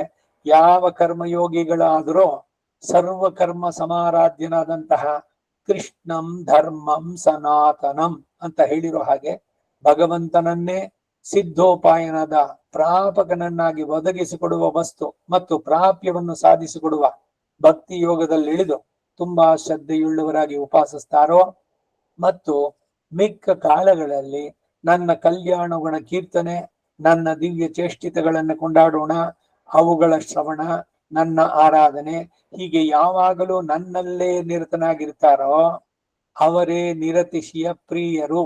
ಅದರಿಂದ ಕರ್ಮಯೋಗವನ್ನು ಅನುಷ್ಠಿಸಿ ಭಕ್ತಿ ಯೋಗಿಯಾಗು ಅನ್ನೋದು ಈ 12ನೇ ಅಧ್ಯಾಯದ ಉಪದೇಶ. ವಾಸಿತ್ತುಂ ಪೋಷಿತ್ತುಂ ಪೋಕ್ಕಿನೇನ್ ಪೋದು, ಭಗವಂತನ ಆರಾಧನೆ ಪೂಜಿತ್ತು. ಮಿಕ್ಕ ಸೀಮದಲ್ಲಿ ಅವನ ಬಗ್ಗೆ ತಿಳಿಯೋದು. ಟಿವಿ ಹಾಕಿದ್ರು SVBC ಚಾನಲ್ಲು, ಶ್ರೀ ಶಂಕರನೋ, ಬೇಕಾದಷ್ಟಿದೆ ಅಧ್ಯಾತ್ಮ ಚಾನಲ್ಗಳು. ಭಗವಂತಂದೇ ನೋಡಿ ಹೊಸ ಹೊಸದ ಕಥೆಗಳು ಕೇಳಿ ಭಗವಂತನ ಬಗ್ಗೆ. ಈಗ ಇವ್ರದ್ದಾಯ್ತು ಏನೋ ಗುಡೀಚ ಅಂತ ಅಂದ್ಬಿಟ್ಟು ಅದೇ ದೇವಸ್ಥಾನದ ಹತ್ರಕ್ಕೆ ಅಲ್ಲಿಗೆ 3 ಕಿಲೋಮೀಟರ್ ಪುರಿ ಜಗನ್ನಾಥನ ಇದು ರಥಯಾತ್ರೆ ಅಲ್ಲಿ ಬಂದಿದ್ದು. ಈಗ ಅದು ವಾಪಸ್ಸು ಇವತ್ತೇ ಅನ್ಸುತ್ತೆ, ನೆನ್ನೆನೋ ವಾಪಸ್ಸು ಹಿಂದಕ್ಕೆ ಹೊರಟಿದ್ದು. ಅದು ಜಗನ್ನಾಥ ನೀನು ರಕ್ಷಣೆ ಮಾಡಿದ್ರೆ ನಾವು ಯಾರು, ಅದು ಆ ಭಾಷೆನೆ ಒರಿಸ್ಸಾ ಭಾಷೆನೇ ಆಗ್ಲಿ ಕೇಳೋದಕ್ಕೆ, ಆ ಕಥೆಗಳನ್ನು ಕೇಳೋದಕ್ಕೆ ಒಂದೊಂದು ಕೂಡ ಭಗವಂತನ ಬಗ್ಗೆ ನಂಬಿಕೆ ಶ್ರದ್ಧೆ ಇವುಗಳನ್ನೆಲ್ಲ ಉಂಟು ಮಾಡೋಕೆ ಇದಾನೋ. ಅದ್ರಲ್ಲಿ ಒಂದು ಕಥಾನಕದ್ದು ಹೇಳೋದು ಎಂದು ಕಾಣಿಸುತ್ತೆ. ಯಾರೋ ಒಬ್ಬ ಹಳ್ಳಿಯವನು ತುಂಬಾ ದಿವಸದಿಂದ ಜಗನ್ನಾಥನ್ ನೋಡ್ಬೇಕು ಅನ್ಕೊಂಡಿದ್ದ. ಅವನಿಗೇನು ದುಡ್ಡು ಇಲ್ಲ, ಹೋಗೋ ಇದು ಇಲ್ಲ. ಅಷ್ಟರಲ್ಲಿ ಯಾರೋ ಒಬ್ಬ ಆ ಊರಿಗೆ ಮಾರ್ಗವಾಗಿ ಬಂದವ್ರು, ನಾವೆಲ್ಲ ಜಗನ್ನಾಥನ ಪುರಿ ಯಾತ್ರೆ ಹೋಗ್ತಾ ಇದೀವಿ ಅಂತ. ಅವನು ಹೋಗ್ಬಿಟ್ಟು, ನೀವು ಜಗನ್ನಾಥನ್ ನೋಡಕ್ ಹೋಗ್ತಾ ಇದ್ದೀರಾ, ನಂದೊಂದ್ ಚೂರು ಕೆಲಸ ಮಾಡ್ತೀರಾ ಅಂತ. ಏನ್ ಮಾಡ್ಬೇಕು ಹೇಳು ಅಂದ್ರು. ಇವನು ಸ್ವಲ್ಪ ಇಲ್ಲೇ ಇರಿ, ಒಂದ್ 15 ನಿಮಿಷ ನಾ ಬಂದ್ಬಿಡ್ತೀನಿ ಅಂತ ಹೋಗಿ ಯಾರ್ದೋ ಮನೆಯಲ್ಲಿ ಒಂದ್ ತೆಂಗಿನಕಾಯಿ ಬಿಟ್ಟಿತ್ತು. ಅವ್ರನ್ನ ಕೇಳ್ದ, ದಯವಿಟ್ಟು ಒಂದ್ ತೆಂಗಿನಕಾಯಿ ಕೊಡ್ತೀರಾ, ನಮ್ಮ ಪೂರಿ ಜಗನ್ನಾಥನ್ಗೆ ನಾನು ಅದನ್ನ ಕಳಿಸ್ಬೇಕು ಅಂತ. ಅವರು ಖುಷಿಯಾಗಿ ಕೊಟ್ರು, ತಗೊಂಡೋಗಿ. ಇವನು ಬಂದ ಇವ್ರ ಹತ್ರ, ಯಾತ್ರೆ ಹೊರಟವ್ರ ಹತ್ರ, ನೋಡಿ ಒಂದ್ ಕೆಲಸ ಮಾಡ್ಬೇಕು, ನೀವು ಈ ಒಂದು ತೆಂಗಿನಕಾಯಿ ತಗೊಂಡೋಗಿ ಆ ಭಗವಂತನಿಗೆ ಸಮರ್ಪಣೆ ಮಾಡಿ. ಅಯ್ಯೋ ಅಷ್ಟೇ ತಾನೇ, ಕೊಡು ಧಾರಾಳವಾಗಿ, ನಮ್ದು ಎಲ್ಲ ಇದೆ, ಬೇರೆ ಏನೇನು ಕೊಡ್ಬೇಕು ಅದ್ರ ಜೊತೆ. ಇಲ್ಲೆಲ್ಲ ಹಾಗಲ್ಲ, ನೀವೇನ್ ಮಾಡ್ಬೇಕು ಅಂದ್ರೆ ಹೋಗಿ ಪ್ರಧಾನ ದ್ವಾರ ಇದೆಯಲ್ಲ ಅದ್ರಲ್ಲಿ ಅಲ್ವಾ, ನೀವು ಸೇವೆ ಮಾಡ್ಬಿಟ್ಟು ಬಂದ್ಮೇಲೆ ಆದ್ರೂ ಸರಿ. ಬಂದ್ಮೇಲೆ ಈ ಹಳ್ಳಿಯಿಂದ ಅವನ ಹೆಸರೇನೋ ಏನೋ ರಾಮಕೃಷ್ಣ ಅಂತ ಇಟ್ಕೋಣ. ರಾಮಕೃಷ್ಣ ನಿಮ್ಗೊಂದು ತೆಂಗಿನಕಾಯಿ ಕಳ್ಸಿದ್ದಾನೆ, ನೀನೇ ಬಂದು ತಗೋ ಅಂತ ಹೇಳಿ ಅವನು ಬಂದು ತಗೋತಾನೆ, ಅವಾಗ ಅದನ್ನ ಕೊಡಿ ಅಂತ ಅಂದ್ಬಿಟ್ಟು ಅಂತ. ಅವರೆಲ್ಲ ನಗ್ತಾರೆ, ಏನೋ ಇವನೆಲ್ಲ ಬಹಳ ಶ್ರೇಷ್ಠ, ಭಕ್ತರಲ್ಲಿ ಬಹಳ ಇದಾದವನು, ಇವ್ನು ಹೇಳ್ಬಿಟ್ಟ ಅಂತ ಅವ್ನು ಬಂದು ಕೊಡ್ತಾನೋ ಅಂತ. ಯಾರಿಗೂ ನಂಬಿಕೆ ಇಲ್ಲ ಯಾತ್ರೆನಲ್ಲಿ ಹೋದವರಿಗೆ. ಸರಿ, ಅವ್ರು ಹೋದ್ರು, ರಶ್ ಇತ್ತು, ಬೇಡ, ಎಲ್ಲ ಮುಗಿಸ್ಕೊಂಡು ಎಲ್ಲ ಮಾಡ್ಕೊಂಡ್ ಬಂದ್ರು. ಆಮೇಲೆ ಅವ್ರು ಕೈ ಬ್ಯಾಗ್ ಹಾಕ್ತಾರೆ, ತೆಂಗಿನಕಾಯಿ ಹೊರಗೆ ಬಂದ್ಬಿಟ್ಟಿದ್ದಾರೆ. ಅಯ್ಯೋ ಪಾಪ, ಅವನ ಅಷ್ಟೆಲ್ಲ ಹೇಳಿದ ತೆಂಗಿನಕಾಯಿ ಅಂತ. ಅವನು ಹೇಳ್ದಂಗೆ ಮಾಡೋಣ ಅಂತ ಹೇಳ್ಬಿಟ್ಟು ಮುಂದೆ ಬಾಗಿಲ ಹತ್ರ ನಿಂತ್ಕೊಂಡು, ಏ ಜಗನ್ನಾಥ, ಆ ಹಳ್ಳಿಯ ರಾಮಕೃಷ್ಣ ಈ ತೆಂಗಿನಕಾಯಿ ಕಳಿಸಿದ್ದಾನೆ, ನೀನ್ ತಗೋ ಕೈ ತಗೊಂಡು ಅಂತ. ಇವ್ರ ಹಾಗೆ ಹೇಳ್ಬಿಟ್ಟು ಅದನ್ನ ಹಿಂಗ್ ಹಿಡ್ಕೊಂಡಿದ ತಕ್ಷಣ ಎಲ್ಲಿಂದನೋ ಒಂದ್ ಕೈ ಬಂದು ತೆಂಗಿನಕಾಯಿ ತಗೊಂಡು ಹೊರಟೋಯ್ತು ಒಳಗಡೆ. ಇವ್ರಿಗೆ ಆಶ್ಚರ್ಯ ಆಗೋಯ್ತು, ಏನು ಯಾವ್ದು ಕೈ ಅದು ಅಂತ. ಆಮೇಲೆ ಒಳಗಡೆ ಹೋದ್ ನೋಡಿದ್ರೆ ಕೃಷ್ಣ ಜಗನ್ನಾಥ ಅದನ್ನ ಒಡೆದು ಅದರಲ್ಲಿರೋದನ್ನೆಲ್ಲ ತಿಂದು ಕರೆಕ್ಟಾಗಿ ಇವ್ರ ಕೈಗೆ ವಾಪಸ್ಸು ಅಲ್ಲಿಂದ ತೆಗೆದಾಕ ಅಂತ. ನಂಬಿಕೆ ಇದೆಯೋ? ಅವನು ಎಷ್ಟು ನಂಬಿದ್ದ, ಜಗನ್ನಾಥ ಖಂಡಿತ ತಗೊಳ್ತಾನೆ ಅಂತ. ಇಂಥ ಕಥೆಗಳನ್ನು ಕೇಳಿದಾಗ ಏನು ಅಂದ್ರೆ, ಇದಾನೆ ಭಗವಂತ, ನಾವ್ ಹೇಳಿದ್ದನ್ನು ಕೇಳಿಸ್ಕೊಳ್ತಾನೆ. ಈ ನಂಬಿಕೆ, ದೃಢ ವಿಶ್ವಾಸ ಅನ್ನೋದು ಬರಬೇಕು. ಅದು ಉಂಟಾಗೋದಕ್ಕೆ ಭಕ್ತಿ ಯೋಗ, ಚಿತ್ತ ಸ್ವಾಸ್ಥತೆ ಪೂರ್ಣವಾದಂತಹದ್ದು, ನಮ್ಮ ಆಚಾರ್ಯರು ಇವರು ಹೇಳಿದಂತಹ ಮಾತುಗಳಲ್ಲಿ ಪೂರ್ಣವಾದ ನಂಬಿಕೆ, ಶ್ರದ್ಧೆ, ಪ್ರೀತಿಯಿಂದ ಎಲ್ಲವನ್ನು ಮಾಡೋದು, ಭಯದಿಂದ ಯಾವುದನ್ನು ಮಾಡೋದು ಬೇಡ. ಅಯ್ಯೋ ಭಗವಂತನಿಗೆ ಹಿಂಗ್ ಮಾಡ್ಬಿಟ್ರೆ ಅವನೇನು ಕೋಪಿಸ್ಕೊಂಡ್ಬಿಡ್ತಾನೆ, ಏನಿಲ್ಲ. ಪ್ರೀತಿಯಿಂದ ಶ್ರದ್ಧೆಯಿಂದ ಶಾಸ್ತ್ರೋಕ್ತವಾದ ಕೇಳಿಗಳು, ಆಜ್ಞಾ ಅನುಜ್ಞಾ ಕೈಂಕರ್ಯಗಳು ಇವುಗಳನ್ನ ನಡೆಸಿದ್ರೆ ಚಿತ್ತ ಸ್ವಾಸ್ಥತೆಯನ್ನು ಸುಲಭವಾಗಿ ಪಡಿತೀರಿ. ಅದರಿಂದ ಭಗವಂತ ನನ್ನನ್ನು ಪಡೆಯುವುದಕ್ಕೂ ಸಾಧ್ಯವಾಗತ್ತೆ ಅಂತ ಹೇಳಿ ಕೃಷ್ಣ ಅರ್ಜುನನಿಗೆ ಭಕ್ತಿ ಯೋಗದ ಹಿರಿಮೆಯನ್ನ 12ನೇ ಅಧ್ಯಾಯದಲ್ಲಿ ತಿಳಿಸ್ತಾನೆ. ಇಲ್ಲಿಗೆ 12ನೇ ಅಧ್ಯಾಯ ಹಾಗೆ 2ನೆಯ ಸಂಪುಟ ಕೂಡ ಸಂಪನ್ನವಾಯಿತು. ಮುಂದಿನ ಇದು 3ನೇ ಸಂಪುಟ ಅದ್ರಲ್ಲಿ ತಗೋಣ. ಆ 3ನೇ ಸಂಪುಟ ಅಂದ್ರೆ ಷಟ್ಕಗಳು ಅಂತ ಹಿಂದೆ ಹೇಳಿದೆ ನಾನು. ಪ್ರಥಮ ಷಟ್ಕಕ್ಕೆ 1 ವಾಲ್ಯೂಮ್ ಮಾಡಿದ್ದಾರೆ, 6 ಅಧ್ಯಾಯಗಳು ಒಂದರಲ್ಲಿ. ದ್ವಿತೀಯ ಷಟ್ಕದಲ್ಲಿ 6 ಅಧ್ಯಾಯಗಳು ಅಂದ್ರೆ 7ರಿಂದ 12 ತನಕ ಬಂದಿದೆ. ಇನ್ನು 3ನೇದು ಅದು ಸ್ವಲ್ಪ ದೊಡ್ಡದಾಗತ್ತೆ ಅಂತ ಅದನ್ನು 2 ಸಂಪುಟ ಮಾಡಿದ್ದಾರೆ, 2 ವಾಲ್ಯೂಮ್ಸ್. ತೃತೀಯ ಷಟ್ಕದ ಪ್ರಥಮ ಭಾಗ, ಅದನ್ನ ಮುಂದಿನ ವಾರದಲ್ಲಿ ಅದನ್ನು ತಗೊಳ್ಳೋಣ. ವಸುದೇವ ಸುತಂ ದೇವಂ ಕಂಸ ಚಾಣೂರಮರ್ದನಂ ದೇವಕೀ ಪರಮಾನಂದಂ ಕೃಷ್ಣಂ ವಂದೇ ಜಗದ್ಗುರುಂ ಅತಸಿ ಪುಷ್ಪ ಸಂಕಾಶಂ ಹಾರನೋ ಪುರುಷೋಭಿತಂ ರತ್ನ ಕಂಗಣ ಕೇಯೂರಂ ಕೃಷ್ಣಂ ವಂದೇ ಜಗದ್ಗುರುಂ ಕುಟಿಲಾಲಕ ಸಂಯುಕ್ತಂ ಪೂರ್ಣಚಂದನ ನಿಭಾನನಂ ವಿಲಸತ್ಕುಂಡಲಧರಂ ದೇವಂ ಕೃಷ್ಣಂ ವಂದೇ ಜಗದ್ಗುರುಂ ಮಂದಾರಗಂಧ ಸಂಯುಕ್ತಂ ಚಾರುಹಾಸಂ ಚತುರ್ಭುಜಂ ಪಿಂಚಾಮಚೂಡಾಂಗಂ ಕೃಷ್ಣಂ ವಂದೇ ಜಗದ್ಗುರುಂ ರುಕ್ಮಿಣೀ ಕೇಳಿ ಸಂಯುಕ್ತಂ ಪೀತಾಂಬರ ಸುಶೋಭಿತಂ ಅವಾಪ್ತ ತುಳಸಿ ಗಂಧಂ ಕೃಷ್ಣಂ ವಂದೇ ಜಗದ್ಗುರುಂ ಗೋಪಿಕಾನಾಂ ಕುಚದ್ವಂತಂ ಕುಂಕುಮಾಂಕಿತ ವಕ್ಷಸಂ ಶ್ರೀನಿಕೇತಂ ಮಹೇಶ್ವಾಸಂ ಕೃಷ್ಣಂ ವಂದೇ ಜಗದ್ಗುರುಂ ಶ್ರೀವತ್ಸಾಂಕಂ ಮಹೋರಸ್ಕಂ ವನಮಾಲಾ ವಿರಾಜಿತಂ ಶಂಖಚಕ್ರಧರಂ ದೇವಂ ಕೃಷ್ಣಂ ವಂದೇ ಜಗದ್ಗುರುಂ ಕೃಷ್ಣಾಷ್ಟಕಮಿದಂ ಪುಣ್ಯಂ ಪ್ರಾತರುತ್ಥಾಯ ಪಠೇತ್ ಕೋಟಿ ಜನ್ಮಗತಂ ಪಾಪಂ ಸ್ಮರಣೇನ ವಿನಶ್ಯತಿ. ನಾಳೆ ದಿವಸ ಪಂಚಗವ್ಯ ದ್ವಾದಶಿ, ಪ್ರಥಮ ಏಕಾದಶಿ ಆದ್ಮೇಲೆ ಬರುವಂತಹದ್ದು ಭಾನುವಾರ. ನಾಳೆ ದಿವಸನೇನೆ ಇದ್ರದ್ದು ಮುಂದಿನ ಸಂಪುಟ ಶುರು ಮಾಡೋಣ. 3ನೇ ತೃತೀಯ ಷಟ್ಕದ 1ನೇ ಸಂಪುಟ ಅಂದ್ರೆ 13ನೇ ಅಧ್ಯಾಯದ ಆರಂಭ ಸಾಯಂಕಾಲ. ಬೆಳಗ್ಗೆ ಪಂಚಗವ್ಯ ಸೇರಿಸೋದಿದೆ. ಯಾರು ಬರೋದಿದ್ರೆ ನೀವು ಬರೋದನ್ನು ಒಂದ್ಸಲ ಕನ್ಫರ್ಮ್ ಮಾಡಿ. 8:30ಗೆ ನಾವಿಲ್ಲಿ ಪಂಚಗವ್ಯ ಸೇರಿಸ್ತೀವಿ. ಬಂದ್ರೆ ಅವಾಗ ಸಂಕಲ್ಪ ಹೇಳಿ ಪಂಚಗವ್ಯನ ಸ್ವೀಕಾರ ಮಾಡಬಹುದು. ಯತ್ವಗಸ್ತಿ ಗತಂ ಪಾಪಂ ದೇಹೇ ತಿಷ್ಠತಿ ಮಾಮಕೆ ಪ್ರಾಶನಂ ಪಂಚಗವ್ಯಸ್ಯ ದಹತ್ಯಗ್ನಿರಿವೇಂಧನಂ. ಸೊ ಅದರಲ್ಲಿ ಮೊದಲು ಸಂಕಲ್ಪ ಹೇಳಿ ಸ್ವೀಕಾರ ಮಾಡುವಂತ. 9 மணிக்கு வரலாமா? வரல ಆಗಲ್ಲ. 9 மணிக்கு. ಓ ಎಸ್, ವಾಂಗೋ. ನಮಸ್ಕಾರ. ಹಾ ನಮಸ್ಕಾರ. ಮೂಳೆನಲ್ಲಿ ಸೇರಿದಂತ ಪಾಪಗಳು ಬೆಂಕಿನಲ್ಲಿ ಹಾಕಿದ ಹತ್ತಿಯಂತೆ ಬರ್ನ್ ಆಗುತ್ತೆ. ಅಸ್ಥಿಗತಂ ಪಾಪಂ. ಅದರಿಂದ ಪಂಚಗವ್ಯ ಸ್ವೀಕಾರ ಬಹಳ ಶ್ರೇಷ್ಠವಾದದ್ದು. ಸೊ ಎಲ್ಲರಿಗೂ ಮಂಗಳವಾಗ್ಲಿ. ಸರ್ವಂ ಶ್ರೀ ವಾಸುದೇವಾರ್ಪಣಮಸ್ತು. ನಮಸ್ಕಾರ. ನಮಸ್ಕಾರ. ನಮಸ್ಕಾರ ಮಾಮ.